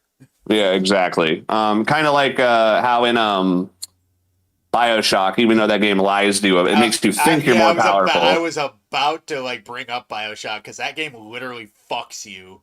Like if If you do yeah, like kill every little sister well they because lie. leaving them alive is just more lucrative because you get so much Adam if you Yeah, do.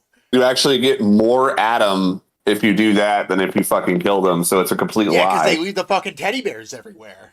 Yeah, it's ridiculous. That's a Okay, series that we got to talk about. BioShock one of these yeah. days. Okay, favorite Oh, God damn legendary it! weapon. I don't want to look What? at fucking stockings. Okay. Favorite legendary weapon. The Sword of Aeons, because I've never gotten the Dragon Stomper. Damn you! I would love I'm to still have the dragon. trying. I I'm would still say the trying to pull Dragon that up. Stomper if I had Yeah. one. If I had one. If you had one, If I fucking but you had don't. one. No, But I you don't. don't. I never have. Meanwhile, I guess I'll just max out my physique and say that one legendary sword stuck in the Oh, snow because I'm. not Avos tier. Is it called Avos Eh, tier? I think No, it's called Avos tier is Avo. the other one. No, the one you get It's from the the rock. Excalibur one. Yeah, that one in Fable 1 is fucking awesome. I can't remember its name. It's not Avos tier. That's the sword you get. That's like the sword that's similar to the Sword of Aeons. Yeah. Okay. Yeah, the legendary strength sword in Fable 1 is fucking awesome looking. It looks like so bizarre too. It's like a World of Warcraft weapon. Yeah. Um, okay, chicken kicker score. If you max out your physique, you could like fucking kick a chicken off a cliff and get like a fucking multi-1,000-foot bullshit. I thought if you level up your physique too much, the chicken would just explode if you kick it. Is that not true? Okay. I think that happens actually. I thought so. I don't remember what game that's in though. Maybe it's in Fable 1. Maybe. I don't know. I just heard that was a rumor. I know that there's one where it's like in Fable 2, if you have max physique and use the slappy mode on someone, it'll accidentally kill them. That's awesome. Yeah. Speaking of which, I kind of miss video game rumors. Don't you? Yeah, yeah. Like the Sand Goose. Like, Oh, did you hear about the Sand Goose? It's in Fable. or even fucking Bigfoot in San Andreas, and that created a whole Red Dead Redemption Easter egg. I remember spending hours with people on GTA 4 looking for the Rat Man. Oh my god! I remember fucking the subway tunnels. I know them by heart. Yeah. By the way, no one's going to believe me, but I was one of the first people that created the gameplay for people that played GTA 4 zombie mode on online. I was one of the people that helped originally create the rules for that. I have the piece of paper somewhere where I wrote down all the rules. And I remember what you do is you play GTA 4 online, you turn off traffic, you make it to where it's nighttime all the time with fog, and then you turn up population density. And the whole point of the game is you shoot any civilian you see because then it makes the civilians run around. And if they bump into you, you're considered a zombie. And then you chase down your friends with a knife as like a super zombie. And you guys have to get from the very end of one part of the map on foot all the way up to the docks on one level. And that way you can get onto a boat and escape. And that's the whole point. It was really fun. Mew All and right. Pokemon Red and old Glitchtown hack, good old times before the internet. Yeah, video game rumors were fun back in the day. Yeah. Oh, Pokemon Red with like a missing no. Yeah, missing nub, or the fact that you could find Mew under the truck if you could move Yeah, it. Which Mew was a under the bold-faced truck. fucking Yeah. lie. Yeah, I Bold-faced remember lie. the one that got me was when my buddy was like, "Yeah, dude, I got a red Gyarados." I'm like, "No, you fucking didn't. Well, you did not get a red Gyarados. No such thing as a fucking red Gyarados." No, he had a red Gyarados. I was like, "What the fuck? Like, that's crazy. Straight I up. never saw that." Yeah, he had Oh, a man. red I Gyarados. remember when I got my first fucking shiny Pokemon, I was like, okay. I don't know if a Wait. red Gyarados is shiny or not, but yeah, he got a red Gyarados, and I was like, Yeah, "What the Red fuck?" Gyarados is considered shiny Pokemon. I remember like one of the first like shiny Pokemons I got was actually a shiny Vulpix. Nice, that's awesome. Okay, back to Fable. I really like it because Vulpix is usually like red, but like the shiny version is all green looking. But if you upgrade it into Ninetales, it turns into a big blue Ninetales. It's That's so actually fucking pretty cool. A big blue It is wolf. I cool. like that. Ninetales is a cool looking Pokemon.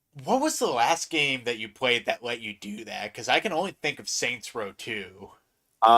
Assassin's Creed Valhalla. If you put on your cloak, you'll put your hood up. But if you take the cloak off, and you can choose to keep it on during combat. But they added that because it was originally a glitch, and then they just updated the game to where you can just do that, and you can keep your cloak on while you fight. Yeah, but that's it. But I'm talking like full on like itemized customization, like Uh, actual like down to the level like Saints Row, like I mean Saints Row 2 Yeah. and Saints Row 1 had it even more Red because you Dead could like Redemption 2 had that as well. I can't yeah, knock yeah. that. Like I can't knock Red that one. They had a Red really Dead does good have it. clothing customization system. I liked how in Saints Row 1 is it weird to say that I wish I could play dress up in more games?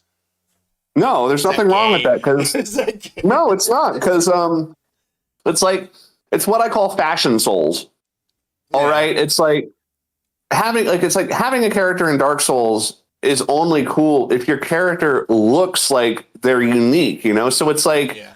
in Dark Souls 1, I would wear like Havel's leggings with the giant armor and fucking like different gauntlets, and my character looked like some kind of crazy amalgamation of art, and it's really cool. Like Elden Ring, are you kidding me? The amount of like, Oh yeah. I would wear all sorts of cool ass items at Elden Ring. Like by the end of it, I was dressed like a fucking anime character. No, Dude, I in think all my Dark Souls playthroughs, I always wore the Elite Knight armor. So it almost disappoints me that you can't. I mean, you can, but you can't really. You can't really find that armor in Elden Ring. no, that sucks. But I love the fact that they added the fucking. They literally just add like for all that they like didn't add from Dark Souls into Elden Ring, which they're two completely different games. I don't blame them. They did add the most the most Berserk references in Elden Ring. Like straight up, I think I stopped playing after I got my Berserker armor set. Can I like kind of I gotta brag beat that about? game. I gotta beat Elden Can, Ring. You beat Elden I Ring before me. Fuck me. yes, I did beat Elden Ring. Can I tell you about my humble brag with Elden Ring? Sure. Besides the fact that you beat it before me. I, without an internet connection, going in completely blind, offline mode on an unpatched version of the game, got all the way to Molyneux's tree Fucking with psychopath. with a strength build. Psychopath. Hey, don't Before patch. Before just- patch. just to let everyone know, I suck at fucking Dark Souls, but for whatever reason, I He does toughed it not. out with Elden. Don't let him fucking tell you any different. He is great at Dark Souls games. He just No. psychs himself out. No, I suck You at them. beat I mean, Melania. I haven't done that yet. okay, I beat Melania with the help of people because when I actually got to her, she would literally like rate me. You ever see that movie, The Accused, where the woman gets thrown on the pinball machine and taken advantage of by a bunch of men? Yeah, they made a reference to it in Beyond Two Souls. That's awesome. Well, anyway, that scene is what happened to me when I went into Melania's. She threw me up on a pinball machine. She tore my fucking shirt off. She hiked my skirt up. She forced herself onto me. She came at me so quick, I didn't even have a chance to block. You know, it's fucking ridiculous. Anyway, back on to Fable. A fantastic Fable. I think we finished all of our thoughts on everything. Oh yeah, so yeah, no. Yeah. Player expression to me is the most important part of a video game. If I can't customize the way my character looks, I honestly don't really play the game. What was the game that came out? What was that one the game? difference between you and I? I don't mind not being given cosmetic options, but if it's an RPG and I'm not given them, then I get pissed. Fable is what made me want that because it's like, for one, we haven't even talked about Unironically, you know what's funny? You know what's What's funny? that? You would love Like a Dragon Gaiden, because literally that is all just you get to play dress up with Kiryu all day long in that game. That's awesome. Yeah, that You was love one of that the game. reasons. That was one of the reasons I actually had a hard time with Yakuza 0, if you can remember and that. it pissed me off because you told me it's like I can't customize Kiryu, and it's like play the fucking game. And I'm like, yeah, but I want to be able to customize my character, so I feel like I'm like making and you want to know what's serious? Please play You want to the know? game. You want to know why I am so desperate to customize my character and make him look unique? Because I played Fable, and That's Fable fair. 1. But it's Fable not fair 1. to games that don't give you the option because it's not necessary, but you're annoying. Yeah. I Just love like you. You're how annoying. Oblivion and Skyrim have like you can sit down in chairs, and I played The Witcher 3 and I couldn't sit down in chairs, so I was like, I fucking hate this game, and I quit playing it because I couldn't sit down in a chair. That's all I wanted. I just wanted the ability to sit down in a chair. Go to a bar and sit down in a chair, but the game won't let you. Geralt's standing for the entire game. You can't ever sit down. I hate that. I hate it. It Arcanum had some infuriates me. decent costumization in that regard too. Plus, if you dressed for the right occasion, you'd get some bonuses. Oh, that's cool. Man, I miss old RPGs and all the little intricacies they had. But then again, it was a pain in the ass to probably make them. Like, imagine like making all these choices and putting in so much effort just to know that your game didn't sell enough to get a sequel. Or it's like, I mean, with Fable 2, it's like, you know, there are items in the game that it's like 1% of the people playing the game are ever going to find that item and equip it. Yeah. You know, You're like most people will go and, yeah, exactly. Or Witcher 3, the scene hunt. the rarest piece of clothing in Fable 3 that I have never gotten ever, and apparently it's even more rare than the Dragon Stomper. Are you ready for it? What's that? The chef's hat. In Fable 3, you can somehow get a chef's hat, and I've never ever gotten it. And apparently you have to get it by getting it as a gift from one of the cooks. I think I have that in my inventory right now. Are you serious? I mean, it's the rarest item. It is the rarest item in Fable 3. I gotta check to make sure. Maybe it's in my last profile on my 360 that I have it. It is 100% the rarest item in Fable 3 next to the Dragon Stomper. Really? Okay, speaking of... Really? Yeah, dude, it's really hard to get in Fable. You have to... I remember I'm pretty sure there's an achievement you can get for wearing the chef's hat with the chicken costume, isn't there? I can't remember. I don't achievement hunt. No. The achievement is if you wear the chicken costume when you hand down a verdict. I was getting it totally wrong. Yeah, what a fucking lame. Oh god, that's like some of the... That was like... Really? Lame dressing up in the chicken costume? What are you? You're king. What are they gonna say? There are some... My favorite achievements are in Fable 2. One of them is called... I think it's called King Henry VIII. Oh, nice. And you have to like be married. No, you have to be married 3 times and kill 2 of your wives. I know. Yeah, and then and I think you have to divorce the 3rd. I think that's how it was done. Yeah, exactly. But that's not my favorite achievement. My favorite achievement in Fable 2, and probably my favorite achievement ever in a video game, is the Goth. The Goth. So you get this achievement if you dye all of your clothing black. Oh, that's awesome. If you dye all of your clothing black. Yeah. One of my favorite achievements is in 3, the hippie. Really? What's that one? Oh, you put on long hair and you dye all your clothes Technicolor. That's so funny. I didn't know that. You didn't know that was an achievement in Halo? That's so funny that it's like a reference. 3. It's a reference to the Goth and Fable 2. That's really... Well, you said Halo again. I know, it's hard. What the fuck is wrong with us? Okay, so back on to... It's only a week removed from our last episode. We got Halo on the brain. Okay, so back on to questions about Fable. Okay. Most heartbreaking decision. Probably letting your dog die in Fable 2. I don't think there's anything worse than letting the dog die. Or leaving Walter... Yeah, but that gives you fucking immense power if you do that. In Fable 2, if you let the dog die, you don't get anything. And then in Fable 3, leaving Walter behind when Walter says you can't carry him anymore. Yeah. Choosing to leave him behind. That's really tough. Walter dying is so fucking... I wish they gave you the opportunity to save him, but no, all I can not think Walter is that dying. they ran out of... Not Walter dying. It's where you leaving him in the cave sucks, but him dying straight off. Mm-hmm. Teach me to be a hero. Because what's fucked up is like you talked about in the beginning, it's like, oh, taking your shirt off wasn't things you could do in video games. But I remember like when I beat Fable 3 for the first time, I had all these glowing tattoos on my body because my shirt was off, and I'm holding Walter Nice. dying in my arms. It's like, I fought you, but at what cost? At what cost? I know where to put it. I used my full power, Walter, but I don't want you to be proud. You remember that bit from Game of Thrones where Samwise Tully is talking with Jon Snow, and he's like, "Well, come on, tell me, what's it like?" And Jon's like, "It's soft, it's good." And it's like, "Well, do you know where to put it?" He's like, "I know where to put it, okay."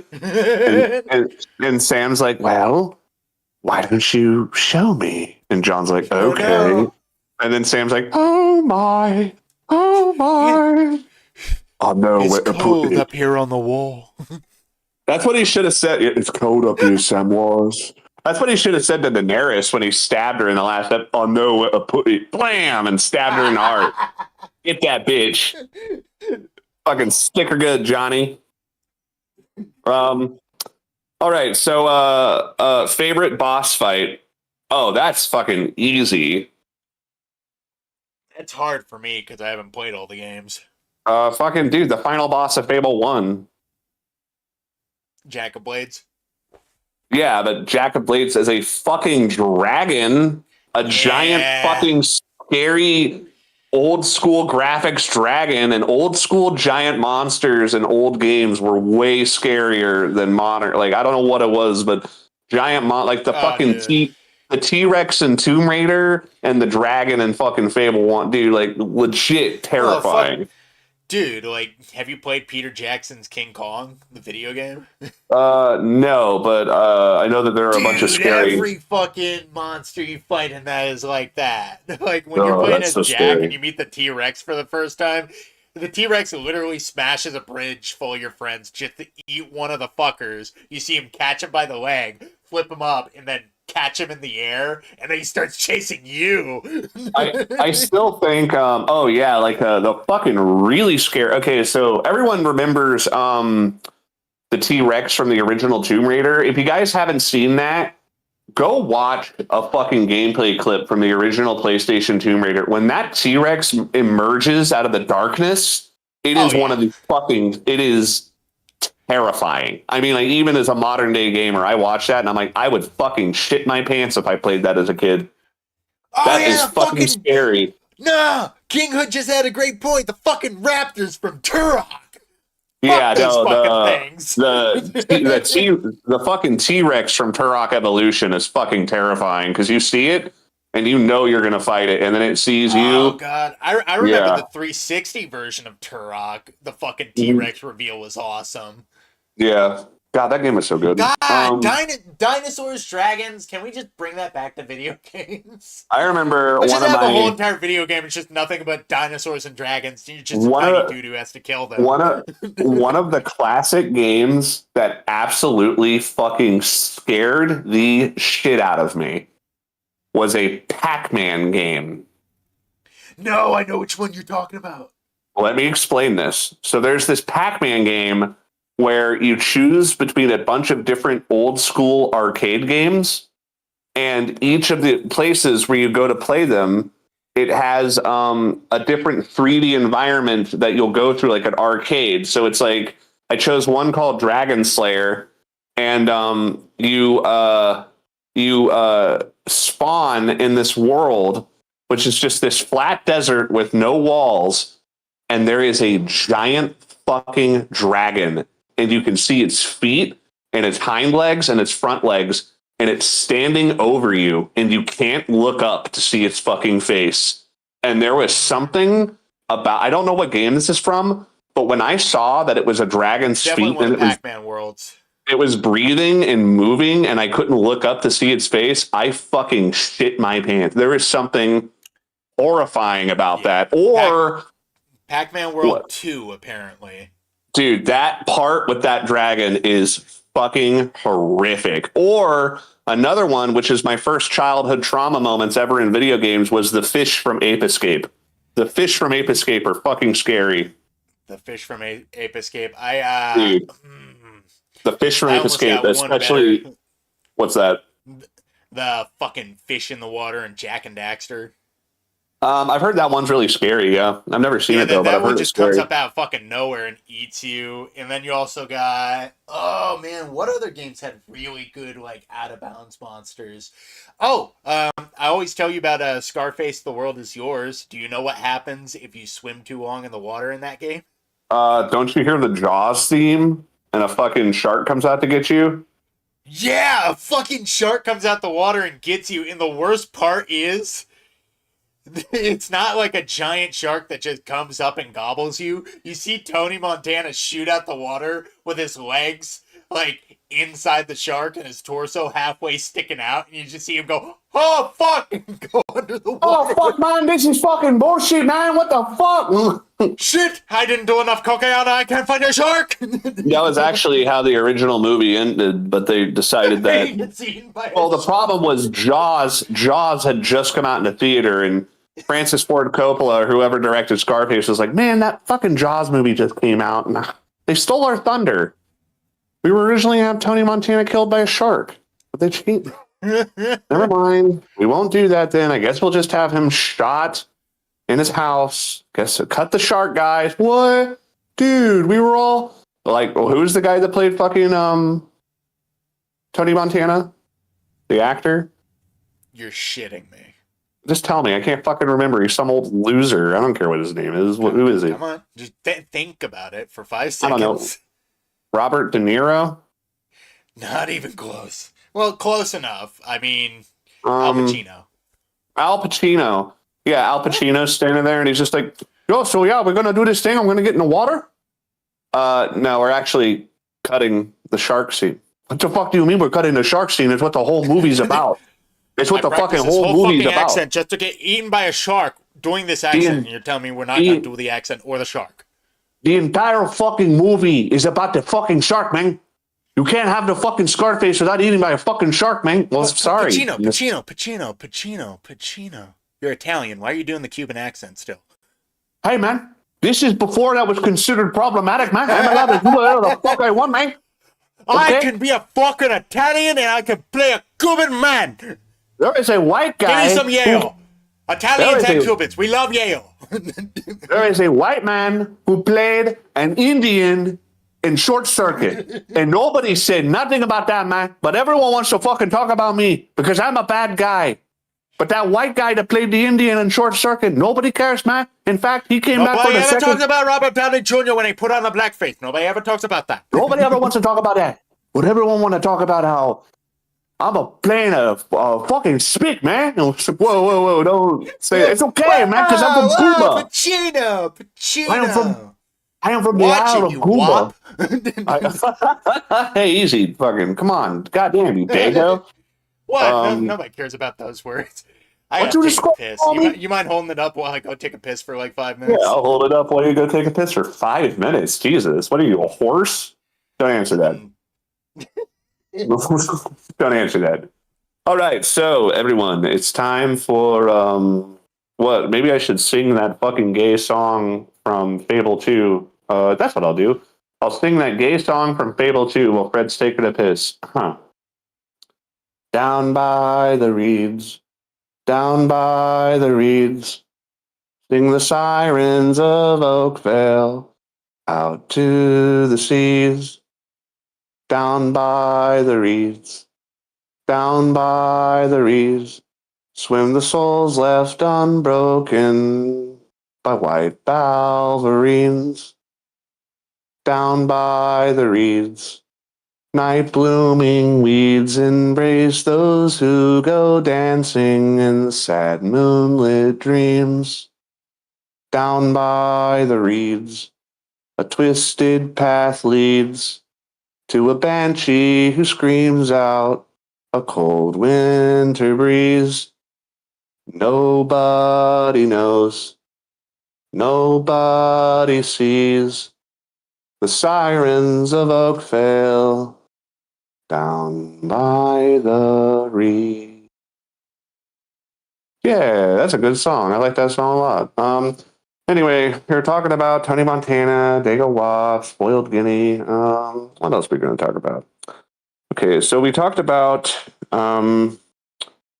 favorite boss fight, Fable. Definitely the dragon. The problem is, and this is kind of a secret to you guys, is while I've played the fuck out of Fable 1, I actually don't quite remember the third act nearly as much because when the game first came out, that wasn't actually in the game. And it wasn't until the Lost Chapters came out that they actually added the last half of the game in. And I have played the Lost Chapters section of the game significantly less than I have the rest of the game. So it's been a long time. And I'm not going to lie, I kind of forget how the lead up to getting to Jack even happens. I need to get back on Anniversary. I think I have it downloaded so I can beat it again. But I just, oh shit, you're there. Yeah, sorry about that. I remember. Oh, you're fine, I've been buddy. drinking nothing but water and beer all like straight for the past 2 hours. Well, don't It's get too coming drunk. pop. Don't get too drunk now. Don't get too drunk now. I am 190 pounds. I think 2 beers isn't going to really affect me. 2 beers? What are you, a pussy? No, I'm joking. I've been drinking water too. Which Fable game is the best? Number 3. Which Fable? That's hard because I thought you just said number 3. I thought it was like, which Fable game is the best? You're like, number 3. I'm like, what the fuck are you talking about? Like, Fable 3 is the only one that I've beaten. Number 1 I haven't beaten, and 2 I've never even touched. So, unfortunately, by default, 3 would probably be the best in my court. Well, let's put it like this. I don't think any of the Fable games are the best, but each one does something better than the rest. And that is Fable 3. Fable 3's combat is the best. Fable 2's variety is the best. Fable 1's third act and story in general is the best. Yeah. So that's what I think. I can agree with that. If I had to choose to play one or the other, I mean, I could play Fable 2 or Fable 1 in perpetuity, but I could not play Fable 3 over and over. That game. Fable 2 and 3 are easy to pick up because they're so streamlined. Fable 1, it's a little more of a commitment because they tried to at least make that one an RPG in a sense. Yeah, exactly. And it's like you have to balance your stats, which you don't have to do that in 2. Yeah. Really. If anything, 2 is better when you don't fucking level your character up. Same thing with 3. I feel like those games are better when you play under leveled. Because you actually have to try. Add a little more challenge. Mm-hmm. Okay, so evil or good ending? I think the evil ending for Fable 1 is fucking awesome. Because it's like you can get the Sword of Aeons and become the Jack of Blade. You literally fulfill. It's like also in the evil ending. I assume you usually marry Lady Grey, right? Yeah, exactly. Mm-hmm. I mean, you marry Lady Grey. A lot of people marry her even if they're good, just because she's the hottest woman in the game to marry. A lot of the females in Fable 1, pretty like any other random NPC in the game, and most of the NPCs in the game, there are some cuties. Can you marry your black childhood best friend? No, you can't actually. Damn it! Whisper. I liked Whisper. I thought she was cool. I liked her brother. Nice. I literally, like, it kind of fucks me up that, like, Jack of Plays is like, you see, this is your best friend. You beat her in the arena. Fucking kill her. No. What I love about Fable is when you first see Thunder, you are like 1/5 the size of him. And I love the fact that eventually you can become just as big as him. And you can wear armor. And we are about to get into that real quick because once I'm going to start glazing these games soon and really I'm going to launch compliments. But until then, save or spend your gold. Spend it. Save. If you save it a lot, eventually you can get Castle Fairfax in Fable 2. That's kind of like the ultimate ending to the game is getting Castle Fairfax because it costs like a ton of money. Yeah. Mm-hmm. I only say because unfortunately my lifestyle has forced me to be frugal in every game I play. Right. Favorite side quest. That's a tough one because there's a lot of really fun. There's a lot of really fun side quests in Fable 1, 2, and 3. Yeah, like people always knock the one where you like play Dungeons and Dragons with the nerds in 3. I actually That kind of one's enjoyed funny. that one. Yeah, I like that the weapon. I like the one where you do the play in I 3. do not I like like that where you one. go to the, you don't. No. I like everything leading up to it. I don't like the ending. Where the guys I are like like, the big fat, mission where you go big into. fat bosoms, big fat bosoms. And they're like, Yeah. that sucked. And I'm Yeah. sorry, just because characters in the game say that sucked doesn't mean that it's suddenly funny because other people hated it too. It just means it Yeah. sucked. I mean, it's what a were you little saying? charming, but you still wasted my fucking time. Speaking of which, the haunted house in Fable 3 is always cool. Which haunted house? Oh, it's the one where you go there at night and there's a big ghost house. Oh yeah, the Sunset House with Chesty the Chest. Yeah, what's funny is you can actually use that mode to play chess with your friends. I know, it's so cool. Yeah, you could actually play a full game of fucking chess on co-op in Fable 3 if you go to Chesty's Chest. Yeah, I always loved that. I thought that was so clever. It's so cool. My favorite side quest, I think Fable 2, resurrecting Lady Grey and getting an undead wife. That's really fucking cool. That's really fun.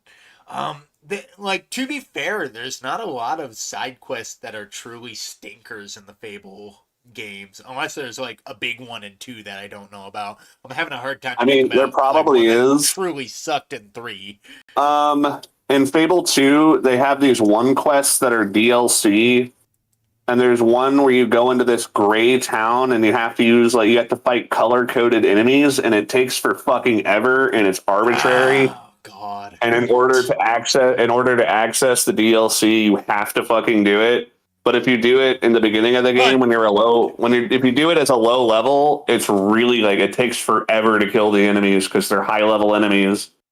That's what happens when you take content out of the game and then you re-release it for post-game content, but it's like obviously supposed to be something you do in the beginning of the game, but they up the stats of the enemies because everyone's character is max level. It's fucking retarded.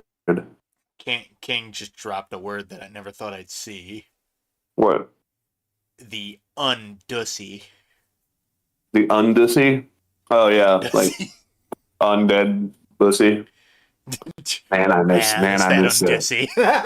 Damn it! I'm glad we thought about the same thing. You fucking man, I miss that undussy. You know, next thing you know is next thing you know is I was wearing women's clothes and I thought to myself, look pretty hot. So I dug up a dead body. I had a gravekeeper stitch her together, take a love potion, and she came back to life and saw me. And I thought, she does look pretty hot. And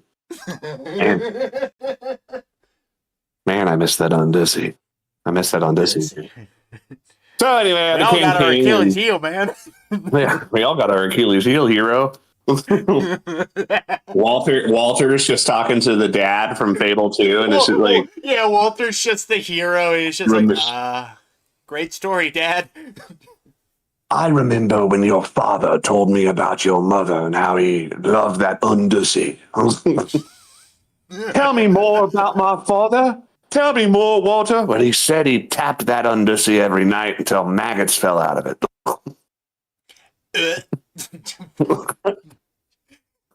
Just like Ted Bundy. Almost a little bit like Ed Gein, except he didn't turn her into furniture after. Didn't turn her into furniture, but he did try. He just failed at it. That's true, disgusting. Knowing your undussy isn't worth that furniture treatment. Turning your undussy into a curtain is not. Anyway, okay. People say that's poor taste.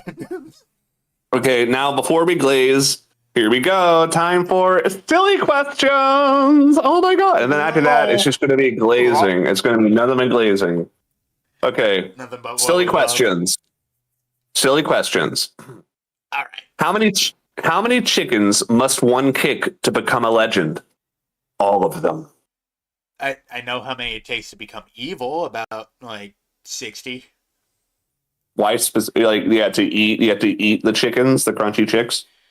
No, not the crunchy. If it's crunchy chicks, then you can eat about 10, and then you'll be evil by the end of the day. In Fable 1, you can buy like 100 crunchy chicks and then have them like put to your auto wheels, so you just press a button to do it, and you can sit there and rapidly press the button, and it's like, and you watch your guy's horns grow slowly out of your head like a time lapse because you're eating tons of chicken. You're just like mowing down. I Like, wish people around you would act horrified. Do they?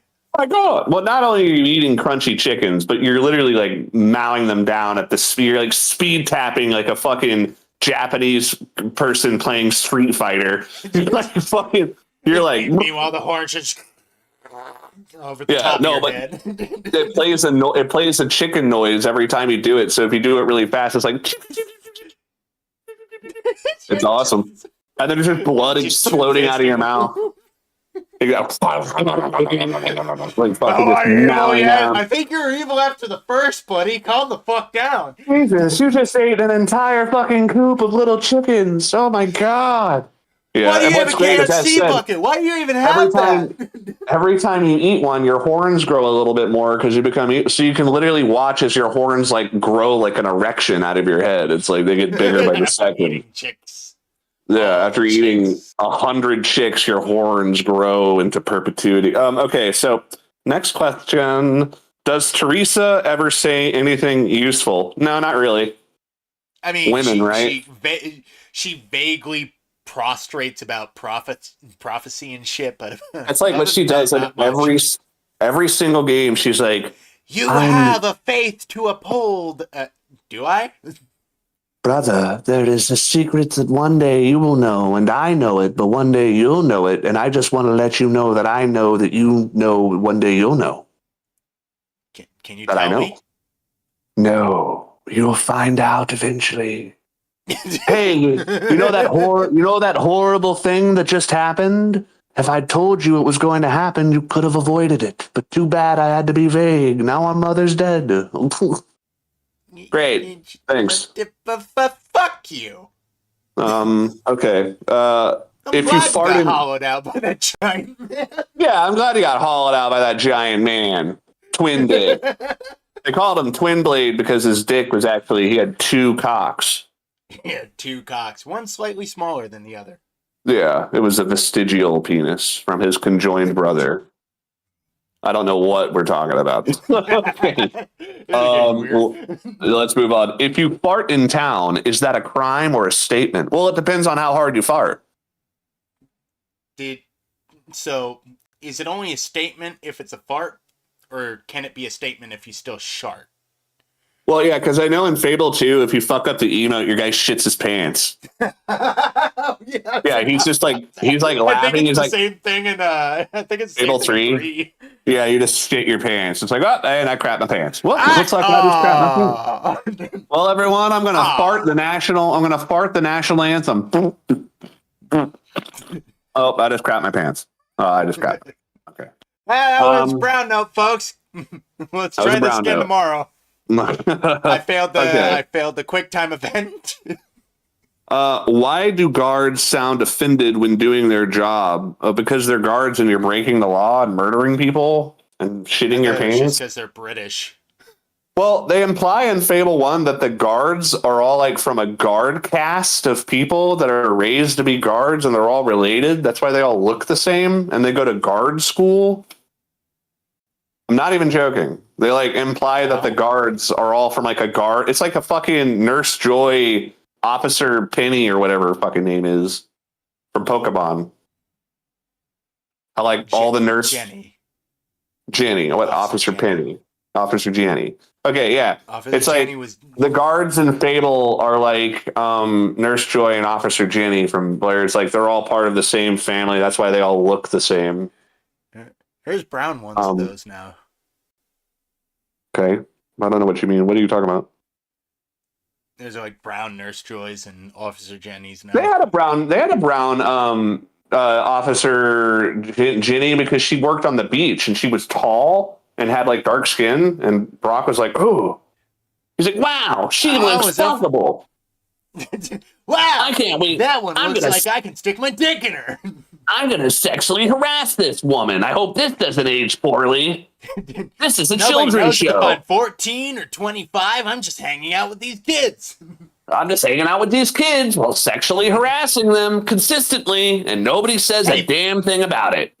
Hey, better me than the other guy, right? Yeah. Yeah, exactly. Yeah, go get him, ass. What'd you just call me, bro? Ash.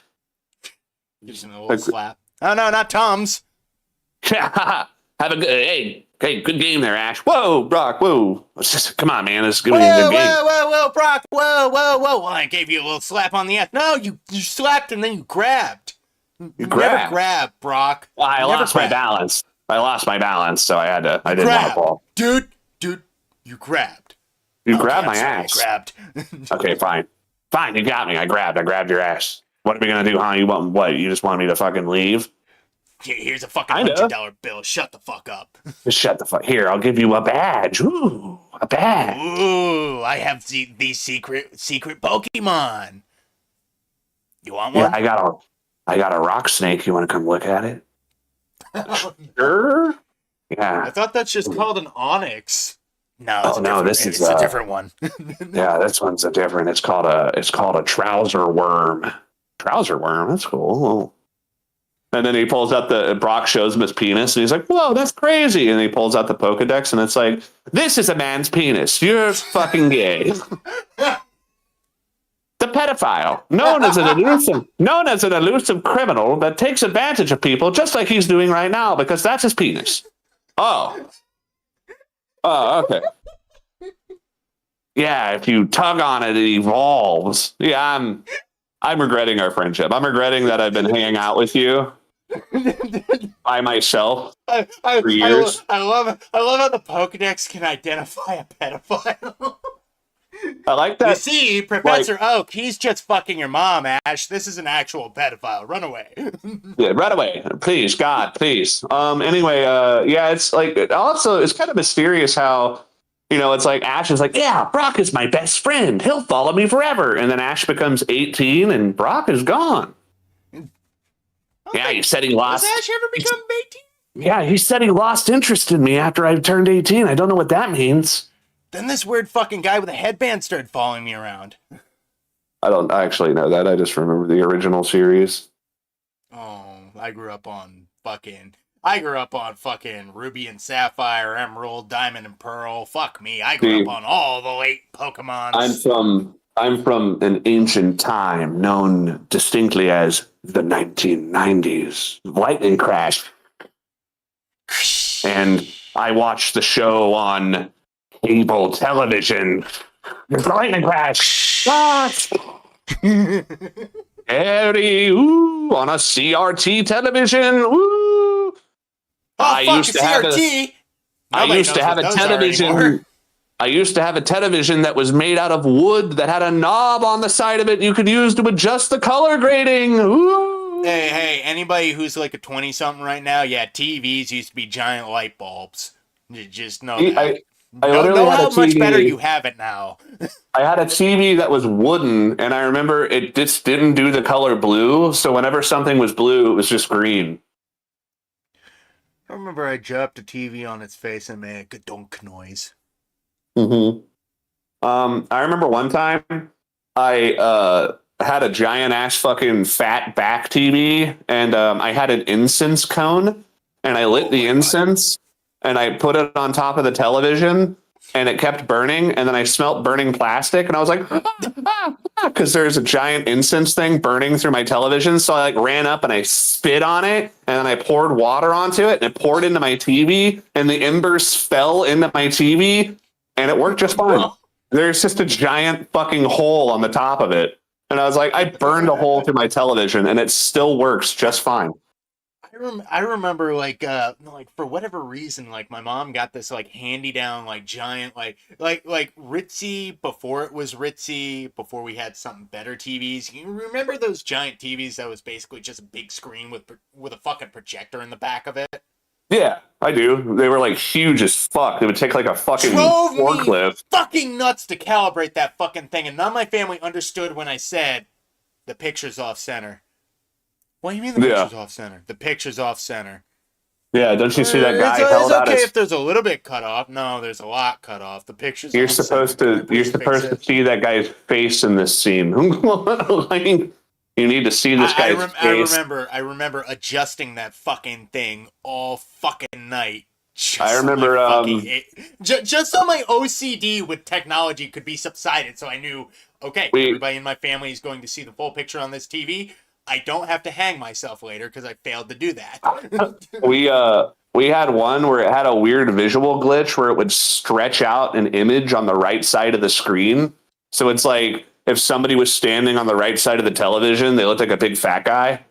Nice. That's so it's awesome. just like that randomly. I remember I was watching Dazed and Confused, and there's a part where there's this girl in short shorts, and she stood on the right side of the screen, and it made her have a giant, voluptuous, fat ass.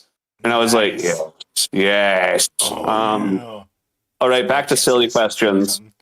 Back to silly. Let's rapid fire. TV blew up on me too. The fucking bulb in the back of it blew. Dang. Let's rapid fire these fucking questions. We got 15 more to go through. Okay. How many pies can a hero eat before losing respect? Self-respect? I mean, I assume it's the respect of the people.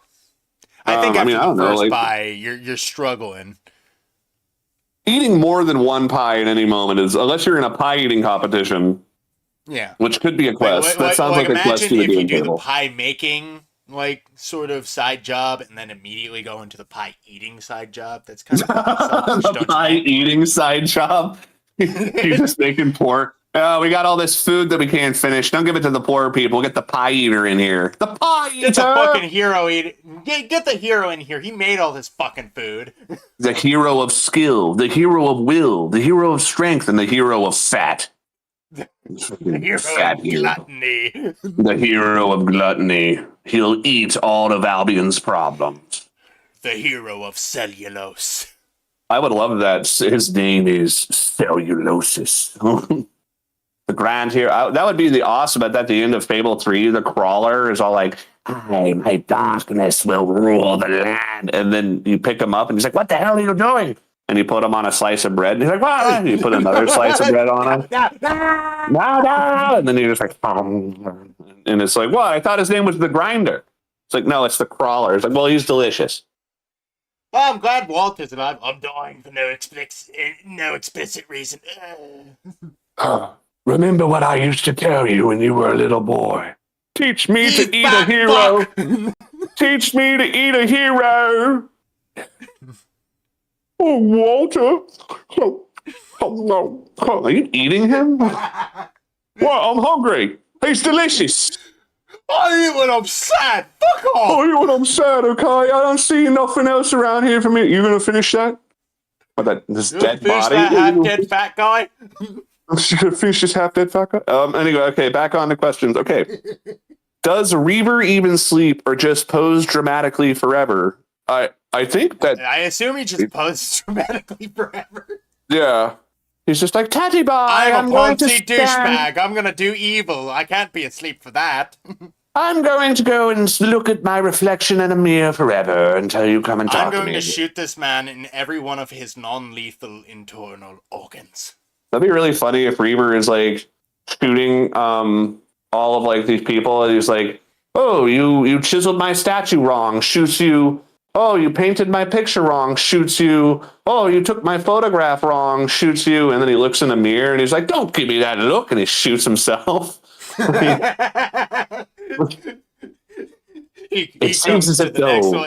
comes to the next royal meeting and he's got like half a jaw hanging off. It seems as if, though, I may have overestimated my own ability. It turns out you shot yourself in the face. It was a great duel. The best shot I've ever seen. Never gotten a shot on me like that before. Reaver, you shot yourself in the face. I've never missed a target. The only reason I did was because I got freaked out at the last second and I flinched. I kind of flinched and then just took half my face off. I say it was an accident, but honestly, I've been very sad for a long time. I don't know how to express myself. Honestly, I've almost killing myself was the best decision I ever made. I never want to do it ever again. Never. Now I have a new lease on life, and I'm actually not going to. I've decided I'm no longer going to rape. Oh, that's great. Aside from the poor people, that's an improvement, Jesus, Reaper. Well, I guess that's better. That's better than what he was. That's better than I mean, some Now rape he's is only better kind than. of a race. Now he's only kind of a rapist instead of a full one. I would prefer, no rape, but some rape is better than all the rape. I'm just. Why do we even have Reaver here? Because he has money. Fuck! Because he has lots and lots of money, and we need money. We need money. We need more money, which is essentially the entire end third act of Fable 3. We need more money. Okay, so here we go. Why does every villager sound like they've met you before? Because they're all British and they're inbred and related. I mean, yeah. Hey, No offense, why does King. every villager? Yeah. No offense, He's everybody. Sorry. okay. Yeah, but he's probably there, like cleansing it. He's probably there, kind of begrudgingly, kind of embarrassed by it. Yeah, he's just like, don't worry, I don't soon mean to assume. it won't be this way for much longer once the plan is complete, once the machine is Get created. the most money. We'll get the most money. Okay, is Jack of Blades just angry because his mask is too tight? Probably. Would you like to wear a really tight mask too long? Well, what I don't understand is that he has 2 other masks on his belt, so you'd assume that he would just try those on if the first one was too tight. Well, if you take it off, then you're not the Jack of Blades anymore. Shucks, maybe that's how he lost his power. He was like, I gotta take this mask off. Oh, damn it. He's got these two masks on his belt because he assumed he could just change out the mask, but then you realize he lost his power when he took the fucking mask off. Right. That is like the one part you about. Son of a bitch! That's the one thing I don't. We'll get back to silly questions, but one thing I hate about Fable, fucking, you want some Fanal sex? I was saying Halo and Fable together, so it became Fanal. Fatal anal.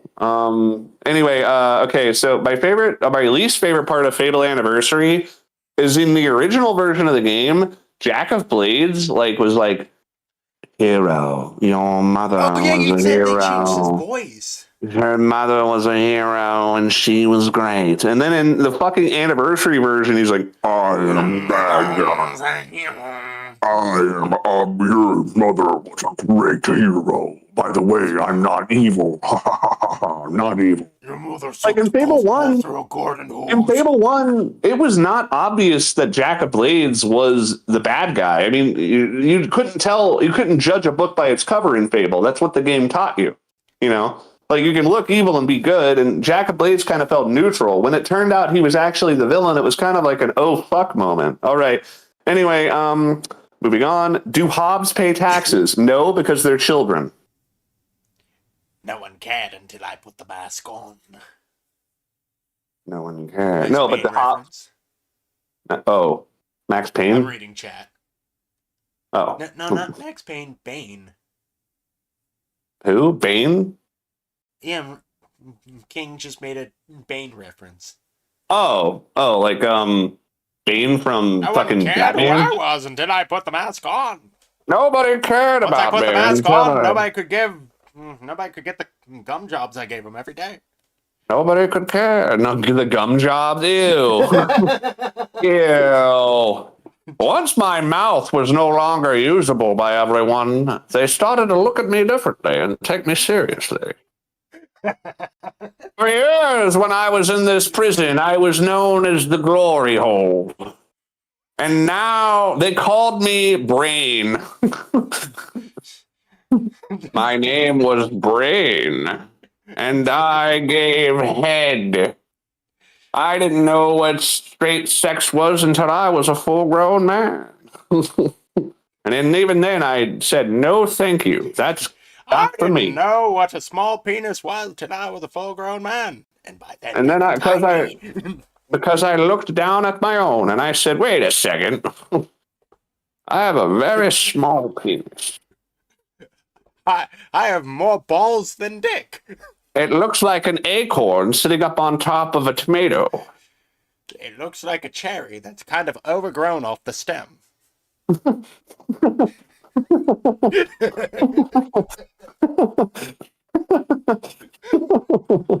Too much of a visceral image.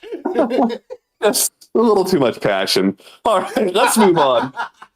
Okay. Do hobbs pay taxes? No, because they're technically children. Children don't pay taxes. Okay. How much XP does it take to grow sideburns that majestic? Not at all. You don't get sideburns through XP. You get it from buying it at a barber shop. Irrelevant question. But yeah, you buy your fucking hairstyle. Can you seduce a demon door with pure confidence? 100% yes, you can. In fact, that's how you open. That's how you open most of them, is just by being confident. You literally style on a demon door by saying, I had lots of sex. What about you? And he's like, I didn't have any. Could you tell me how it feels? Mm-hmm. Okay, why are bandits always conveniently in groups of 3? Because they work as a team? You see, 2's a team, 3's a crowd. They need an odd man out, I guess. Yeah, they need to have somebody root them on. They need to have the one guy they don't give a fuck about enough. When he dies, they're like, you bastard! And then the others die, and it's pointless. And then they start screaming and begging for their lives, and, it's already... You got the one on your knees, and your pants are around your ankles. You don't know how you got here. The next thing you know is you starting to wonder, am I the hero still? I don't know if I am. I don't feel like a hero. Good guy. Hey, Walker, what do you think? I didn't mean to hurt people. Spec Ops The Line asked you if you felt like a hero yet. Fable asked you that same damn thing. Excuse me for a second, I got to blow my nose. Okay, go blow your nose. Right into the microphone. Blow it into the microphone. Okay, there's only 2 next question. Tiny honks. Give me a break. If your dog finds treasure, is that emotional support or theft? Sometimes it's theft because your dog will be like, bark, bark, dig up this grave, bark, bark, dig up this grave. It's mostly theft. Yeah, but I mean, especially, I always loved how your dog was so happy when you would, dig up a grave, and it's like, yeah! It's like, good job, boy! And meanwhile, the neighbor's, standing on the outskirts of the fence, just arms crossed, just like, you have any idea who you fucking robbing? That was my wife's grave. You killed her. Oh, my fucking rain ring, you fucking cunt. You actually can, in Fable 1, you can dig up some dude's wife's grave and get a dress out of it and then wear his wife's dress around. You can be like, hey, look at me, I'm your wife.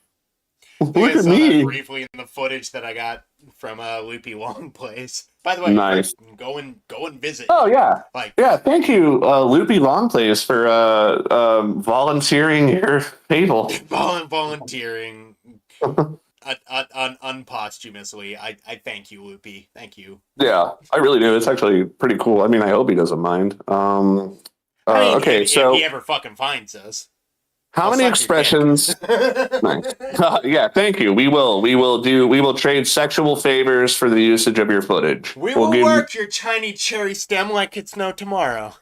We'll say that it's much bigger than it is because you gave us footage. We'll give you a foot long. There we go. All right. I think we've reached our gay quota now, so hopefully they'll start talking about it. Hopefully that gets us into the algorithm. Okay, how many expressions does it take to impress one villager? Just one if you do it right. Well, if you fuck it up and shit your pants. I mean, I think that does still impress some people. I think some people actually like it when you do that. You can shit your drawers on the fly? Wow, yeah, they're like, that's hilarious. Wow, what a hero. Man, I'm glad that you're saving us, shit pants. You can get a name. The hero of the brown pants. And Fable 1 and Fable 2, you can get nicknames, and one of the hero names you can name yourself is Assface. Nice. I chose Reaper because I have self-respect. I think I chose, there's one of the first games, it's called something cool. It's like it's called like the Philosopher or something, the Myrmidon. I don't know, it's a cool name. Oh no, it was Maleficent. That was my name in Fable 1 was Maleficent. Maleficent that's a cool name, right? That's the evil witch from Sleeping Beauty, isn't it? Yeah, I think so. How many skid mark? Oh shit! Nice. I just farted. Nice. Well, watch out. Uh-oh. We're starting to. This is what we call method play, where we emulate what our characters do in the game. You know, like when my character farts in Fable, I fart. When my character digs up the dead body of a No. woman, I dig up the dead body of. Oh. Jack, you have no idea. This fucking mic in front of me is so sensitive. Every time I let one rip, somebody. Ooh, what the fuck is going on the screen? Every time I let one rip, the fucking mic picks it up. That's awesome. But anyway, skid mark of the brown pants. Skid mark Thank of you, the very brown nice, pants. Jack. Lord Skid Mark, as it were. That's really funny. Okay. He is the one who shited, so we did not have to. He shot, and the heavens parted after he shotted. Okay, if you The angels cried when the heavens parted when he shotted. The angels cried as the heavens parted when he shotted Lord Skid Mark of the Brown. Of Browner Stone. Hallowed be his pants.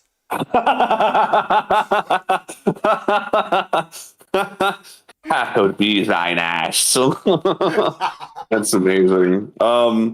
Okay, why do evil heroes always have better outfits? Because style, baby. You're not worried about wearing... Black is always the cooler color. I'm sorry. Yeah, and it's thinning.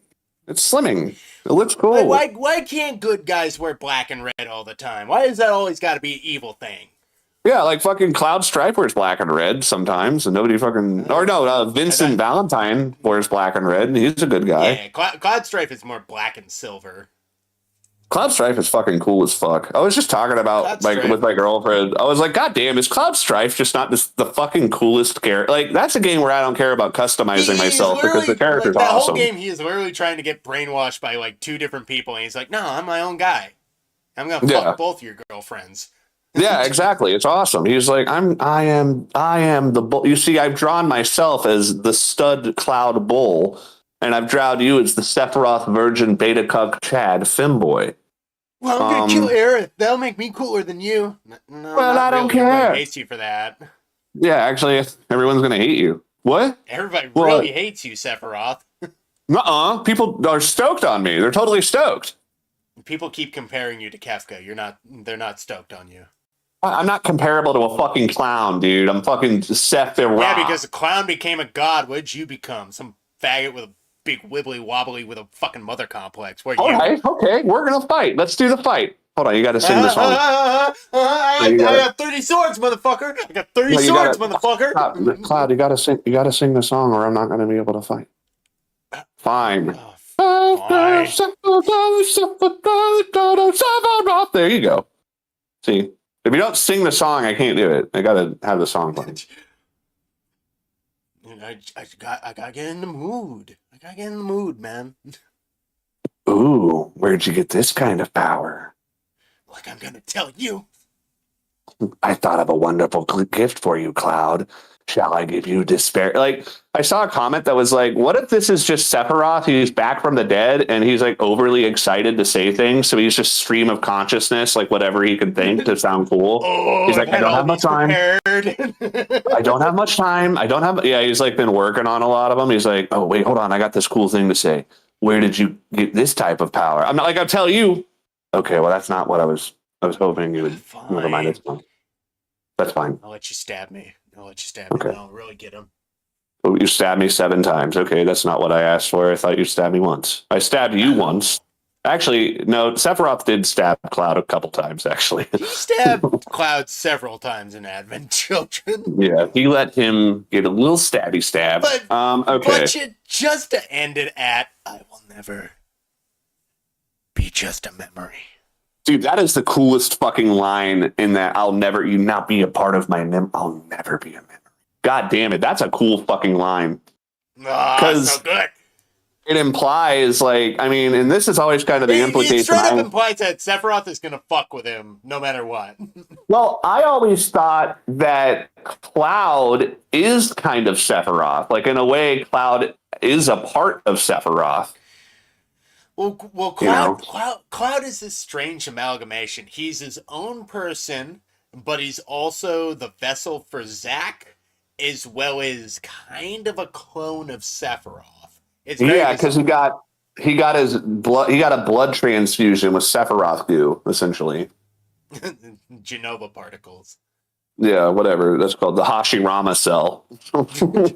Hey, Sephiroth, you know about that wisecrack about me being inside your mom? Well, your mom's inside me. Guess what? What? Ha ha, Cloud. No. Little did you know that she had AIDS. What? I thought that was geostigma. Well, that's what we called it, but it's AIDS. You're going to die of an autoimmune. You're going to die of an autoimmune disease. I'm sorry to tell you this, Cloud. Yeah, it's called geostigma. No, it's not called that. It's called AIDS. They just don't want to say that, so they say geostigma just because it's stigmatized. His arms are even tinier when he picks up the Buster Sword again. Wow, you've been losing. Wow, where'd you lose all that weight? Like I tell you. Do you have AIDS? No, I have geostigma. It's AIDS, Cloud. It's an autoimmune deficiency syndrome. We all know what that is. Why do all the children have it? Oh, let's stop asking questions. Oh, God. Let's stop asking questions right now. HIV. What happens? Final Fantasy HIV. Oh, my God. What's sad is that almost looks like a Final Fantasy title if you read it. That is so funny. Oh my God. That is too much. Okay, moving on back to Fable. Let's I'm casting out the reel. Casting out the reel, and we're reeling Fable back in. Okay, if you eat only tofu, do you ascend? Technically, yeah, you become a super good guy in Fable. Literally by being a vegan, you can become God. Mm-hmm. Just like real vegans. No, not even close. Maybe you'll meet God being a real vegan. Dude, Meat God sounds like something from 40K. That's awesome. Meat God. I am Meat God. You said you wanted to. Sinew. You said you wanted to meet God. No, but I thought a homonym. That's like. That was a homonym. What are you? I am Meat God. I know that, but what are you? I am God of calories. Oh God. I am God of protein. You shall have healthy shits with me. Your bowel 80% movements. meat, 90% fat. Yeah. How does that even work? Your bowel movements will be cathartic. You will not feel a thing with Meat God inside you. Okay, next question. Can you meet God? Okay. Can you marry for the Meat God? Beef for the beef throne. Sausages for the sausage God. Beef for the beef throne. Scones for the scone throne. Beef for the beef God. Brings Lamb of God to a new meaning. Delicious. Yum. Lamb chop tasty. of God. Lamb chop of God. Okay. Gyro God. That's so funny. Blessed be this communion of delicious lamb and French fries. Hallowed be thy snacks. Tucked into a nice little slice of pita bread. Oh, delicious. Now, it's like, yeah, I love communion at church, man. You eat fucking nice-ass food. You know, that's the blood of Christ. No, that's the fat of Christ. Anyway, fat of Christ. That's why they call it Fat Tuesday. Zing! Okay, back on to Fable questions. Okay. Can you marry Reaver, or would that be a tax write-off? I bet if you married him, he would probably help you out with the money a little bit more. Can you marry Reaver? No, you can't kill him. You can't fuck him. You can't do anything with him. He can't do it. He's useless. I know. All he does is cause problems. Hannah the Hammer? No, you can't. And then it implies Hannah the Hammer never had children. And it's like, dude, I would have given that bitch some children. I would have given her several. Yeah, seriously, I would have fucking hammered her. You never let your tomboys go unblessed. Well, to be fair, she is like a 400-pound, 7 foot tall, like giant. That's So she's not necessarily a you know what that track. sounds like? You know what that sounds like? That sounds like a challenge. I like challenges. A fucking quest mightier than any hero could ever do. You thought pulling that sword out of the stone was hard. Well, plunge your sword into this. You're gonna need max fatigue for this one, buddy. You gotta have the max physique on that. Fucking okay. How do villagers rebuild their homes so fast after you ruin them? Insurance? That's just the British people. Mm-hmm. Well, their houses are already all ruined. So it's like, if anything, Yeah, they're not much for keeping a home in, so they just kind of deal with it. oh no, you broke my already broken furniture. Fuck my thatch house, my thatch roof, my thatch everything. I guess I just gotta replace it with thatch.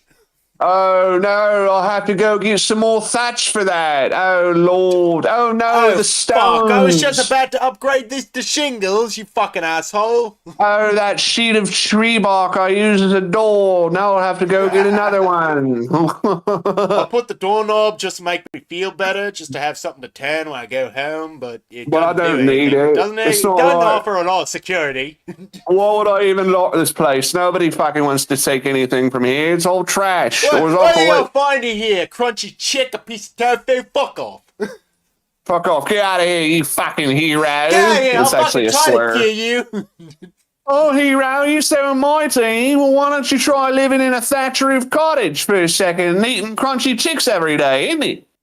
Tuck it up on your bollocks, fucking think you're a man. Fuck you. What did you just say? Sorry, I'm not. That's the problem with Fable, as I wasn't British, so I couldn't understand half the. They're like, oh, hey, cooking, whipping, tipping. That tripping, whipping, tipping, bum bum. He Roger the Boogly now, isn't it? I don't describe. What? What did he say? He said, I Rogered the what? That's the quest. Rogering the I Boogly. can't speak gibberish as fast as you, goddammit. Whipping, tipping, bum bum. He Roger the Boogly now, isn't he? Okay. If you sneeze an Albion, why does the guildmaster say excellent? Does he? No, he just in the first game he'll be like, hero, your health is low. There's a new There's a new quest card waiting at the guild for you from your mother. Don't A be new that quest person, or card else is I waiting. won't do anything. They'll literally be like, you are completely evil.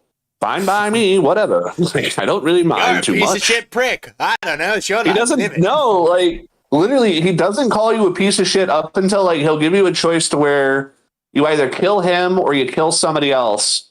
And he'll be like, I know that you've done a ton of evil stuff and killed all of the heroes, but if you could just please spare me and you could totally turn this all around, you don't gotta be an asshole.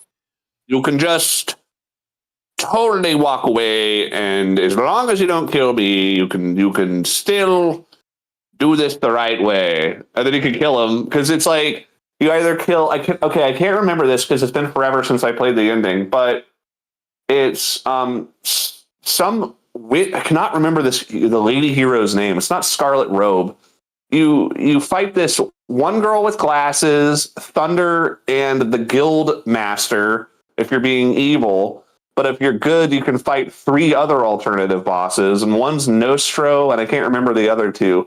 But I like that because it's like you can choose to either fight against the heroes that are left or kill like the evil counterparts of them. So that means like Fable, The Lost Chapters has 6 unique boss battles, 3 per playthrough. And that's more than fucking any of the other Fable games offer. Like, the boss rush at the end of Fable 1 is fucking cool because you really feel like you're beating.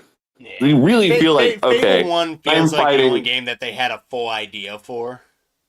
Well, especially when you fight Nostro, because you actually have some experience with Nostro, because he's the one that does the quest where he's like, my armor, my helmet, my sword, and my shield, bring them to me in the path I shall yield. And then when you go back there and you actually fight him, you're like, oh, fuck, I know Nostro. That guy's scary. And so when you fight him, you know it's a big fucking deal because you already dealt with him earlier in the game when you were a young man. I really like that. It's super fucking cool. Okay, last one. Silly question. Would the hero still have the world if there was no applause? Oh, wait, no. Would the hero still save the world if there was no applause? There's no applause in Fable 2. I mean, Nobody honestly, the nobody hero will would know save what the world regardless. or condemn it. As long as he was a hero. Well, But you could again, be a hero and not doesn't. be good or. Yeah, hero doesn't mean you're good or evil.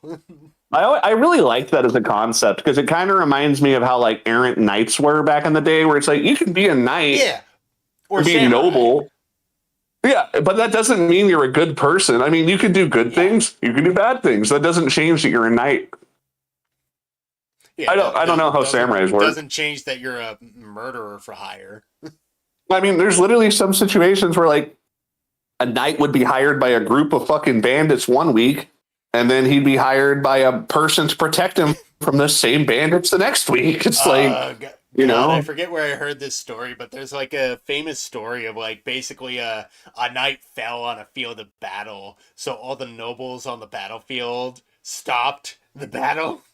Like mid battle, they called all their forces to stop to mourn this one fucking knight who fell on the field of battle, and they were just like, well, now that his knight died, I kind of don't want to fight anymore. Yeah. Knights dying is a big deal because like people were pissed when knights would die. They're like, "What the fuck? What do you mean he died?" It's like, you know, he was 30 years old. He was invincible. Well, not even that. It's just like, you know how long it took me to fucking train that fucking guy? It's like I didn't get my investment back. Okay, so now we are going to glaze Fable 1. But one thing I wanted to touch on is the character morphing in Fable 2 and 1 is fucking awesome. If you're good, you become. That's the theories. Everything fell. Fable 2 has really good one because it has good, evil, and corrupted and pure. So you can be a good guy that's corrupt. You can be an evil guy that's pure. And you have 4 different types of versions of your character. So if you're pure evil, you're completely pale white without horns and red eyes. You look like a vampire. But if you're corrupted good, you're like, you look like kind of like a fucking old corpse with yellow eye. You almost look like a witcher when you're fucking corrupted but good. And if you're pure evil, you literally turn into a demon with dark skin and giant fucking horns and glowing green eyes. And if you're completely good, you become an angel that has like fair skin and butterflies and a halo. And that's Fable 2. And especially the horns are so fucking cool. And you want to know what else I like about it? In Fable 2, if you have horns as the male hero, they're like regular like goat horns. But if you play as the female hero, you actually get like the more feminine variety of horns. They're shaped completely differently. It's really fucking cool. Yeah, and then they took it out of Fable 3. Yeah, I got rid of the horns entirely. I remember being you can get them as holographic. Yeah. You can get holographic horns. Yeah, Fable 3 was my first Fable, and I remember being super confused because I remember seeing a bunch of stuff from like Halo 1 and Halo. You did it again. From Fable 1 and 2, and I remember seeing like a bunch of characters with halos. I remember being super disappointed that there wasn't anything like that for good characters. And no, it's like I have no idea why they decided to be like, hey, you know that thing that's been the most. It's the most popular. It's the most popular feature in both the games that has like other games warp themselves to fit the Fable aesthetic and still don't do it as well. Yeah. Let's just not do that now.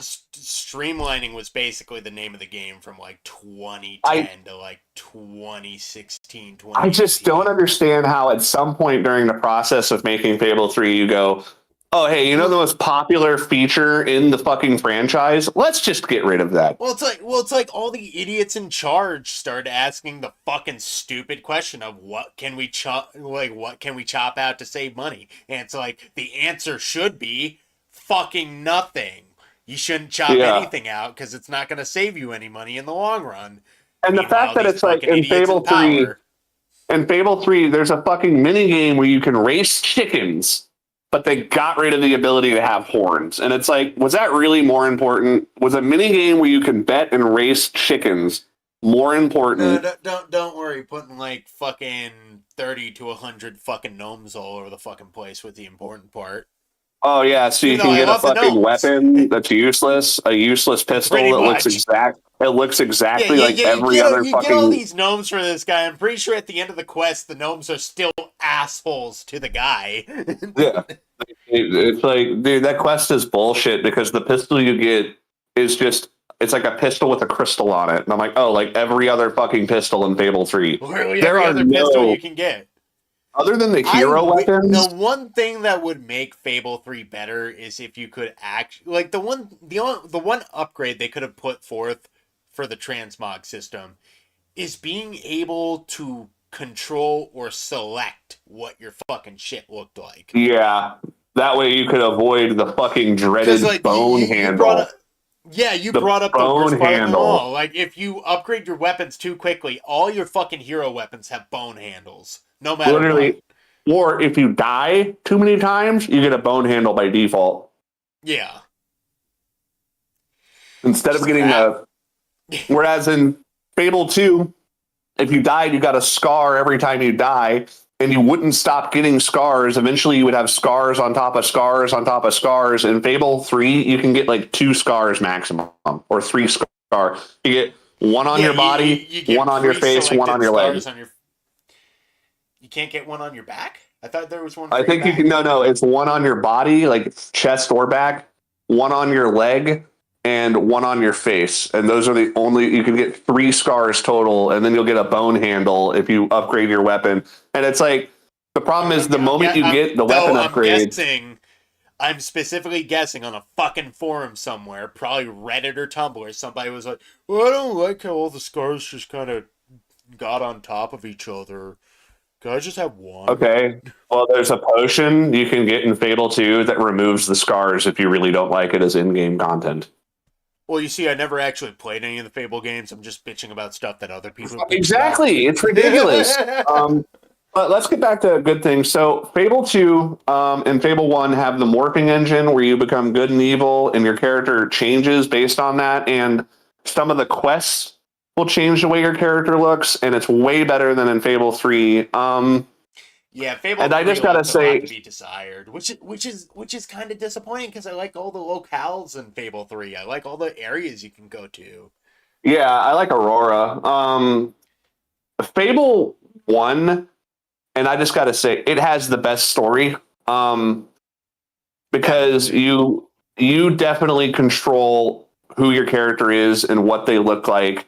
And you Let me say something spectacular off the wall. The best part about Fable 1's story is it has a beginning, a middle, and a proper ending. Yeah. Whereas Fable 2 and 3 have a beginning. It seems like from what you explained for 2 and what I know about 3, like it seems like they just fucking forgot how to end a game after 2 and 3. I mean, with 2, I blame that maybe they had a rushed production and they had to get the game out as is. So they just. Yeah, but the issue is then you have 2 games with terrible fucking third acts. With some of the worst third acts I've ever fucking played. It's ridiculous. Whereas probably best midsections and beginnings in the whole gaming sphere. Yeah. Like I would say the midsection and beginnings of like Fable 2 and some parts of 3 are better than some of the stuff in Fable 1. But the third act of Fable 1 the ball at the end. and also the fact that Fable 1 had actual boss battles like the Ragnarok fucking Scorpion, Thunder, Nostro, the fucking Kraken, Jack of Blades the first time, Jack of Blades the second time, Whisper, the Guildmaster, whatever that one lady's name is, the fucking Maze, you fight a spoiler. It's fucking awesome. And not only that, but the ending of Fable 1 is you get 2 big choices in the game. Kill your sister to get the Sword of Aeons and wear the Jack of Blades mask. And what I love is that Jack of Blades mask is aesthetic, but in Fable 1, if you chose to wear evil clothing, if you chose to use evil weapons, if you chose to do evil, you were stronger.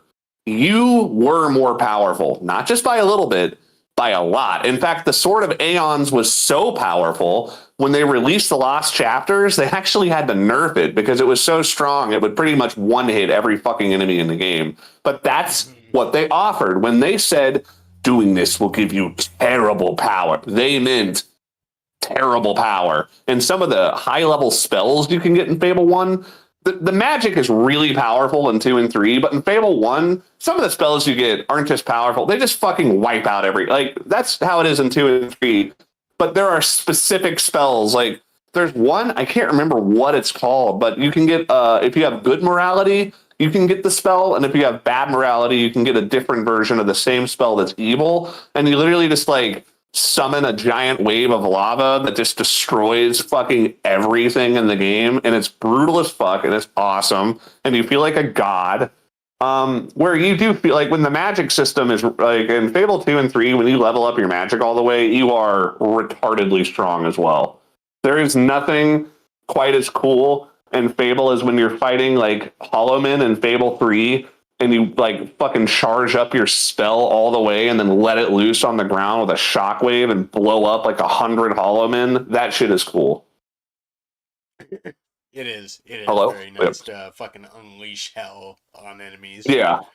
Yeah. Magic is almost too overpowered, but I mean, in a way, magic should be overpowered. It's fucking magic, you know?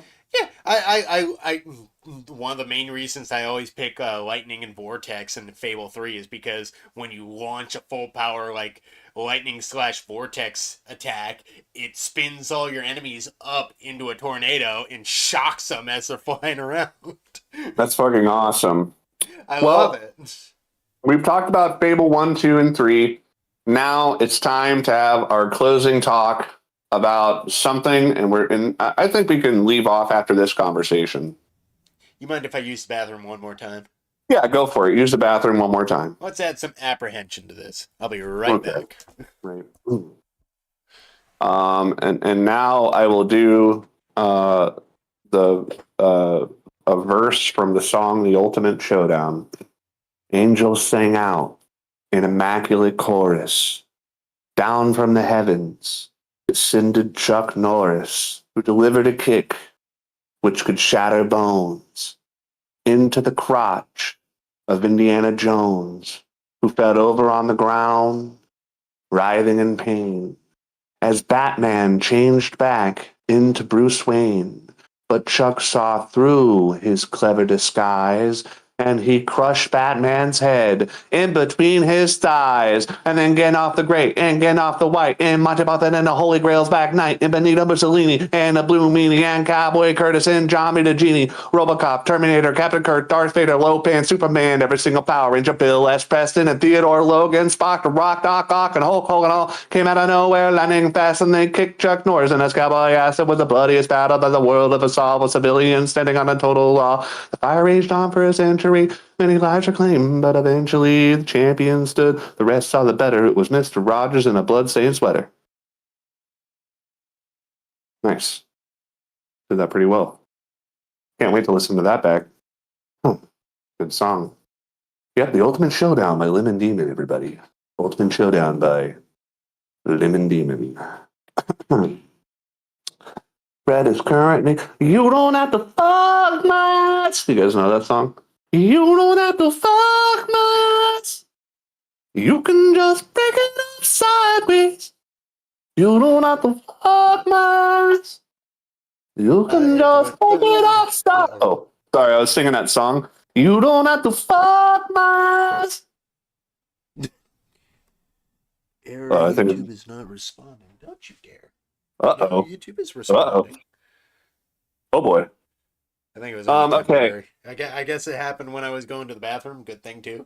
So we will do our last bit of conversation. So allegedly they're making a new Fable game. I hope it's good. It's not going. You know what I think I'm worried about them going to do? They're going to be like, you can be of the first 3 games. I'm genuinely wondering if they're not going to do this, Fred. Okay. You can be good. You can be No, hold on. Let me say this, all right? You can be good. You can be evil. You can be corrupt. You can be pure. And gender is a spectrum. And you can take this potion that'll turn you more woman, or you can take a potion that'll turn you more masculine, and you can literally take like hormones and stuff to make your character. There's this untransitioning gun that you can put in your mouth. It's called the detransitioner. It's the most common weapon in the game. Everyone has one for some reason. But unfortunately, 50%. as soon as you detransition, you're full evil and corruption, no matter what.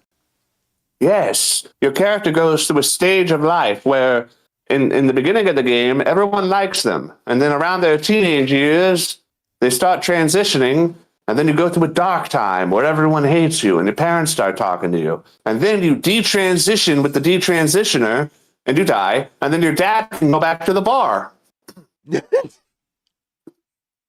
Jeez. Oh, I'm sorry. Yes, you can learn a spell in the new Fable called 47%icus. If you're evil, it kills half the people in the room. Half the people. No, I am genuinely worried that it's going to be full of woke politics. It's going to be full of woke homo nonsense, you guys. Probably. Like just the fact that all the character designs are obviously ugly already, when most of the character designs in Fable 1, 2, and 3 are, for the most part, conventionally attractive. They had... It's a lot of, like, effort spent in a place where it didn't need to be. Like, all you had to do was just fucking make it like the rest, not make them ugly on purpose. I saw a thing where people had done some digging, and the new character in the new Fable trailer, I mean, apparently they un-ugified it a little bit, but they need to do a lot more than just a little bit. But they show this character... It's not even the ugly character that's the issue. It's what the ugly character always means. Women bad. It's going to be crap because the politics are going to be front and foremost. And it's like, it's going to be very obvious, like, women bad, women shouldn't show their bodies, women should be ashamed of themselves, no such thing as an attractive woman, all women are better if they're men. Well, every dude's going to be, like, either flamboyantly gay or a right-wing stereotype. Right, and the right-wing stereotypes are going to be idiots and white, and all the black characters are going to be super funny and British, and they're going to be like, fucking each other. And they're going to have obvious, like, Donald Trump stand-in that's going to be, like, a stupid character that's a little goblin man, and he's the stupidest, and your character owns him. Speaking of which, how fucking insulted would you be if you're a British national and Fable, one of the one series that you can point to and be like, this is British culture, this is British humor, this is all British. Yeah. And you have a fucking Trump allegory in your fourth game. I'd be fucking livid.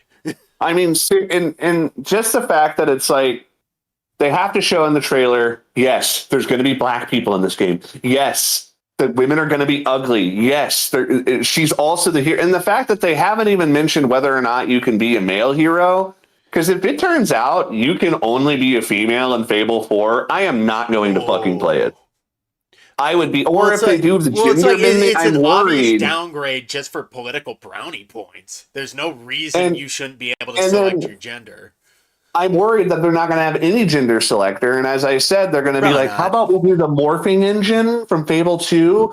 But because, okay, in Fable 2, if you buy Castle Fairfax, you can do a dungeon, and you can get a secret potion shaped like a dick and balls, and if you drink it, it'll turn you into the opposite gender.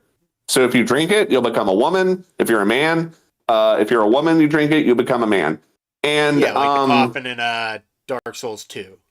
Yes, and I didn't actually know Dark Souls 2 had that. Oh, you didn't? Oh, but I gotta show you that if we ever played it together again. But what is it? I'm worried that in Fable 4 they're going to be like, no, you don't choose a gender. Your character is gender fluid, and they're able to like morph in it. Because I was thinking, I would what is the just one eat thing? Nothing but ham hocks and fuck nothing but women to remain a dude in that game. If that's what they try to do. Well, then they're going to go, no, you actually can't be a man. You just got to be a girl. You just have to be a girl. Oh, fuck off. Just let me be a And dude. I another am thing not is, born wrong. Fuck off. games nowadays won't let you be evil. So what if they just make a Fable game where it's like you can be kind of a Oh, jerk God, or you can that's be good? right. Yeah. Like, you really think they're going to Literally, let... Veilguard showed that these people are too scared to portray their characters as anything but like fart huffing altruists. Mm-hmm. So it's like, do you really think after a game like Dragon Age Veilguard that they're going to make a Fable game where you can actually, you're already playing as an ugly character, and people did digging and they found, like, and I'm not trying to shit on anybody in particular, do not send harassment to anybody, but they found the Fable trailer and they looked at the main character, and this is what I hate is the lady voicing the main character is the same lady that does the English voice for Finico and Agretzko. Oh yeah, and I she's a pretty love, woman. and she is not just pretty, she's fucking gorgeous. She is a beautiful, buxom, blonde woman with a very pouty face, and she's beautiful. And the fact that they're like, no, you're not going to be the model for the character. We're going to just make it completely ugly. And then somebody found out that one of the people looking at the studio, who happens to be a trans woman, a male to female, they look suspiciously similar to the female character in the game, which is to say a man. Yeah. And it's, people are kind of like, huh, they kind of made it look like the main character is this trans person because they do look like a man. I've met a lot of women. I have never met a woman that's that ugly. I have never met a woman in my life. Straight up, they fucked up never. the face of whatever the new like default model for Fable 4 is supposed to be. When the women you could play as in Fable 2 and 3 looked like Angelina Jolie, they were beautiful, they were tall, they were buxom with large chests. And you want to know, I've just got to say this, right? Being an attractive woman and powerful makes more of a statement because it says that you are so powerful that you can still be beautiful. Right. Fred, what do they call Boss Rutan? Do you know Boss Rutan, the fighter? Do you know what they call him? What do they call him? They called him El Guapo. And you know why they called him that? Because he never got beaten up and he had a beautiful face considering he was a fighter. Sometimes beauty not only shows that you're attractive, but it shows you're so powerful that people can't besmirch your good looks. And when you're a woman wearing a revealing outfit, walking into a battlefield, like you don't give a fuck about what you're wearing, and you're able to not only kick people's asses, but dazzle them with your appearance, that says more about femininity and power than being an ugly, wholesome woman that wears armor. It's like, yeah. I mean, we broached this women topic last time, like talking about Ivy and shit. You should let women express themselves sexually because a big, beautiful woman. Here's the issue that it always comes to. It's either all one or all the other. You either have all these beautiful women or all these fucking butch-faced lesbians. There's never a fucking middle ground. Like, all these people think it has to be the extremes, and it's like, it doesn't fucking have to be that. Just have some, I don't fucking know, some moderacy? I don't know. Yeah. What's the fucking word for it? It's just humility. I mean, like, to just actually have a woman be a humility. It's like understanding that pretty people exist, and just because you're average looking doesn't mean you have to completely erase pretty people. I don't fucking know what the answer is. I just know this ain't it. I know that they're either like, you want characters to all look like Ellie from Last of Us, so we'll give you Abby.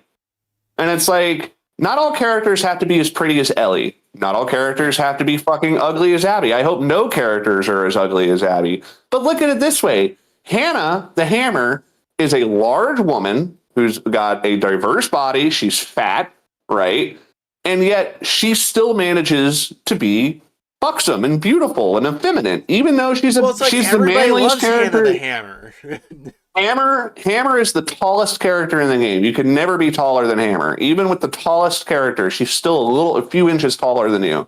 And yet she still manages to be a woman. Part of 20 minutes. Sorry. Well, okay. I'm just saying she still manages to be a woman. She still manages to be beautiful, even with her plus-sized figure. And I just can't stand how Fable 2 has always been a pretty diverse game when it comes to the cast. It has and how the And it comes to the body sizes and body shapes and stuff. And like, look, in Fable 2, if you don't want your woman to be a beautiful, skinny, buxom, you can make her fat. You can make her muscly. You can literally eat shit until you're big and fucking round.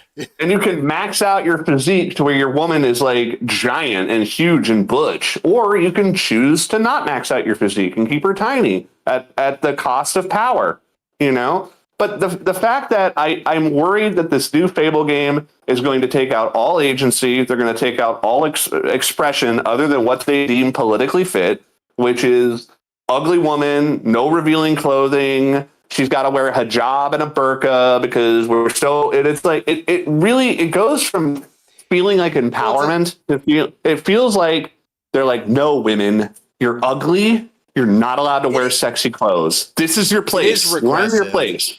It does. It feels like it's actively. I think if anything, this last Fable game, if it comes out in the way that people are expecting it to come out in, like I have a sneaking suspicion that Fable is going to be the last bastion of those politics because we've already seen the turn. Yeah. There's already several games coming out that have like pretty people first and foremost because people love looking at beautiful people. It's not like it's not the problem that beautiful people exist. The problem that you're trying to fucking hide them like they don't. Or, only men are allowed to be sexy. Men are allowed to have muscles in their shirts off.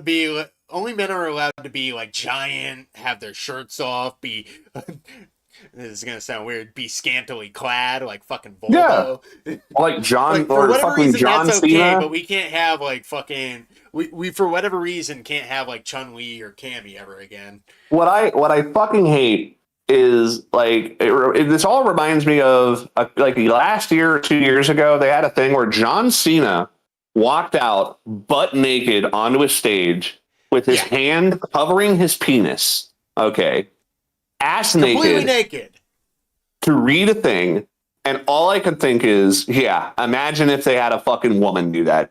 You think people in that room would be laughing and cheering, and it would be horrifying to see a woman put in a situation like that. And look, I love sexy women, but the idea of marching a woman on stage and bearing her nakedness to a group of people, it's not funny.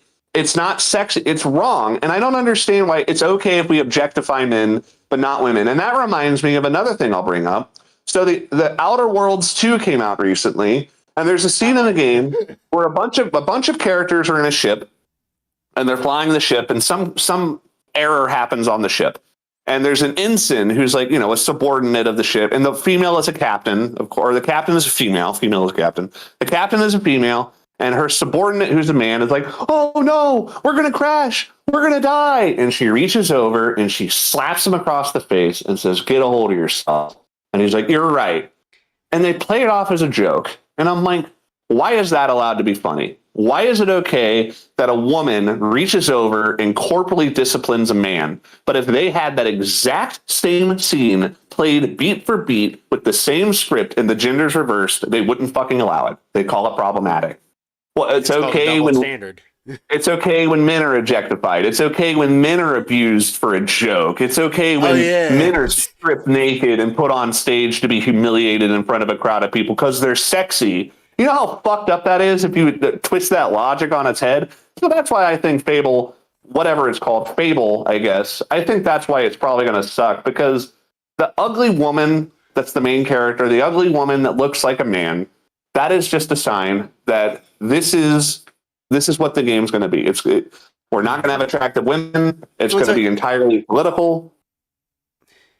Well, it's like, my biggest issue is like, I never want to see a bad game come out, but it's like when you see a bad game coming from a mile away, it's easy to shit on it, but I still want the new Fable to be good. I just know it's not going to be.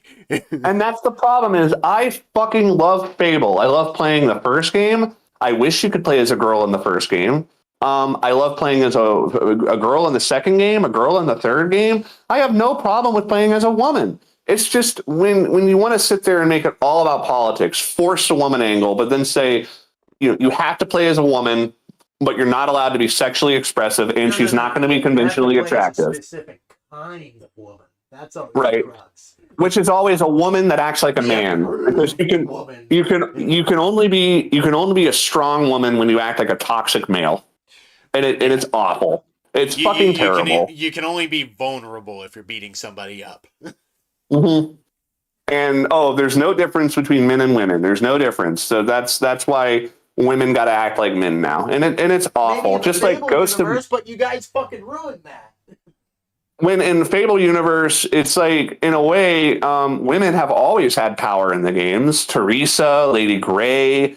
Literally your sister is a soothsayer. Whisper. One of the most powerful creatures in fiction. Like a fucking oracle. Like, holy shit. Yeah. Yeah. Lady Grey is the mayor of a town. Mickey D's. Thank you. She's a woman in power. What was it? You got Whisper, who's an extremely powerful hero, who's your equal. And they never say anything in Fable 1. They never break out the point. Well, Whisper's a girl. Did you know that? You better be. Oh, watch out! You should be able to beat her. A fucking shit or a toss. Yeah, exactly. And it's like I'm probably spacing out on a few of the other females. Hand of the Hammer. Yeah, she's a big, strong, beautiful. Women have always been powerful in Fable, and so to sit there and it pisses me off. We brought this up on Andy Pants's podcast before. We brought this up on our somewhat podcast. I kind of miss that time period in video games where nobody gave a shit and stuff was just made for the sake of making something.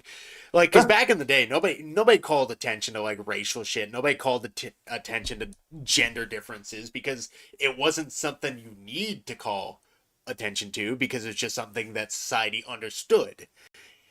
It didn't mean it would affect fiction in any sort of way other than the logical sense. It just meant that there were differences between people. But now people care way too fucking much.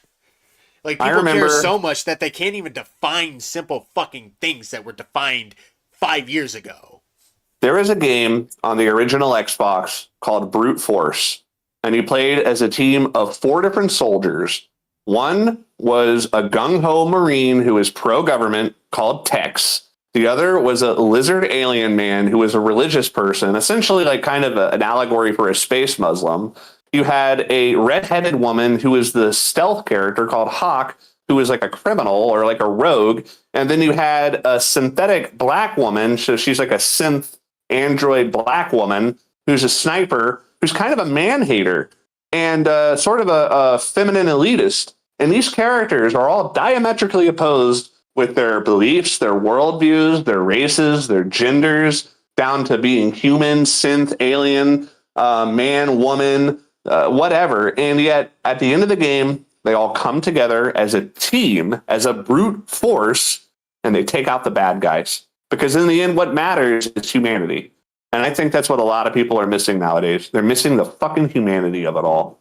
Man, woman, black, white, fucking religious, atheist, pro-government, anti-government, whatever. We're all fucking human. And if you can't... What's funny is weird non sequitur. You remember the fucking show Drawn Together, right? Mm-hmm. Yeah. It was basically that TV show that was a bunch of cartoon characters hanging out. Yeah, I know that show. Reality TV stuff. I used to watch the fuck out of it.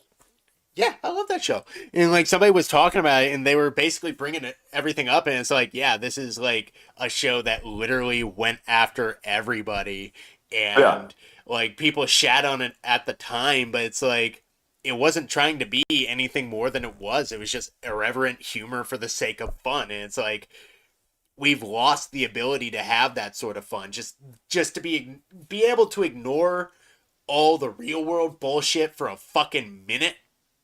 And just enjoy something for what it is. Yeah. In its By the way, little bubble.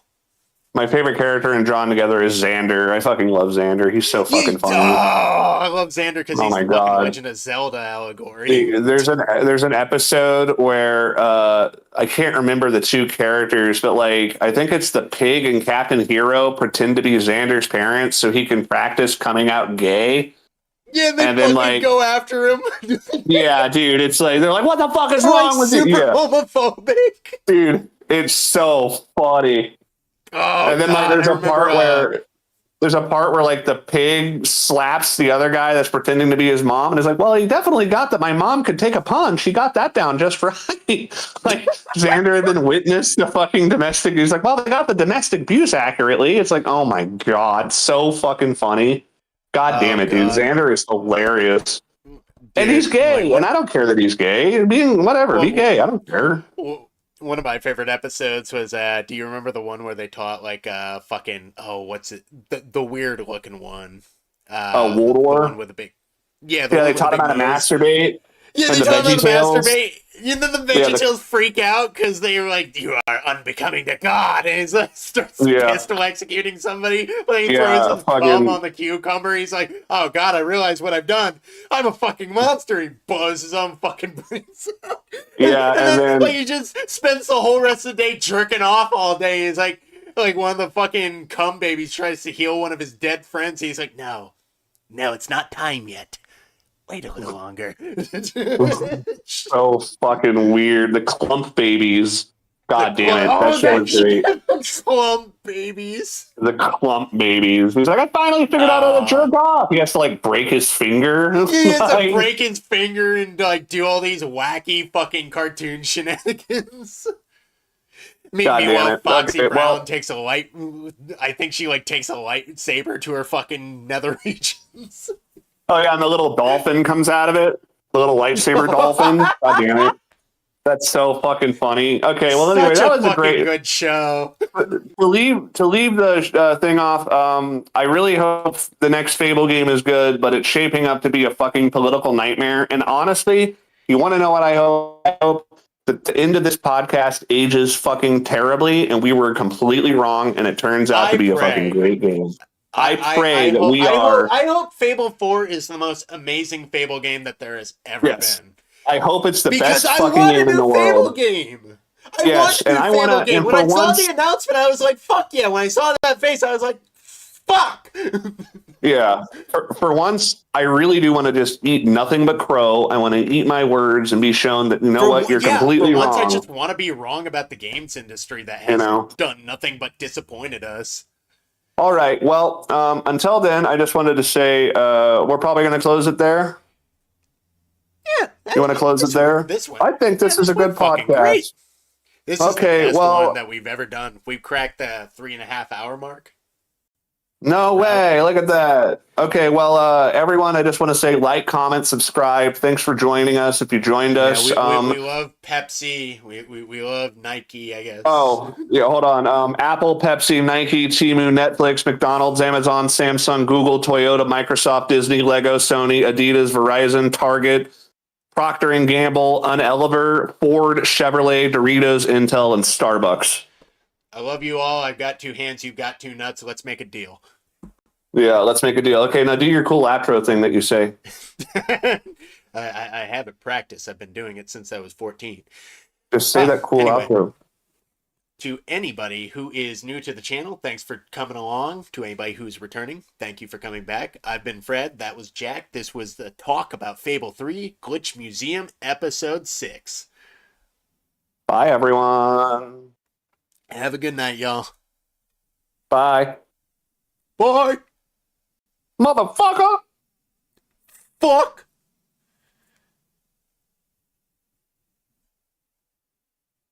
Are we done? I think we're done. Oh, okay. Yeah, okay. Okay, is it actually over, though? I think so. No, wait. Okay. Are you not done streaming?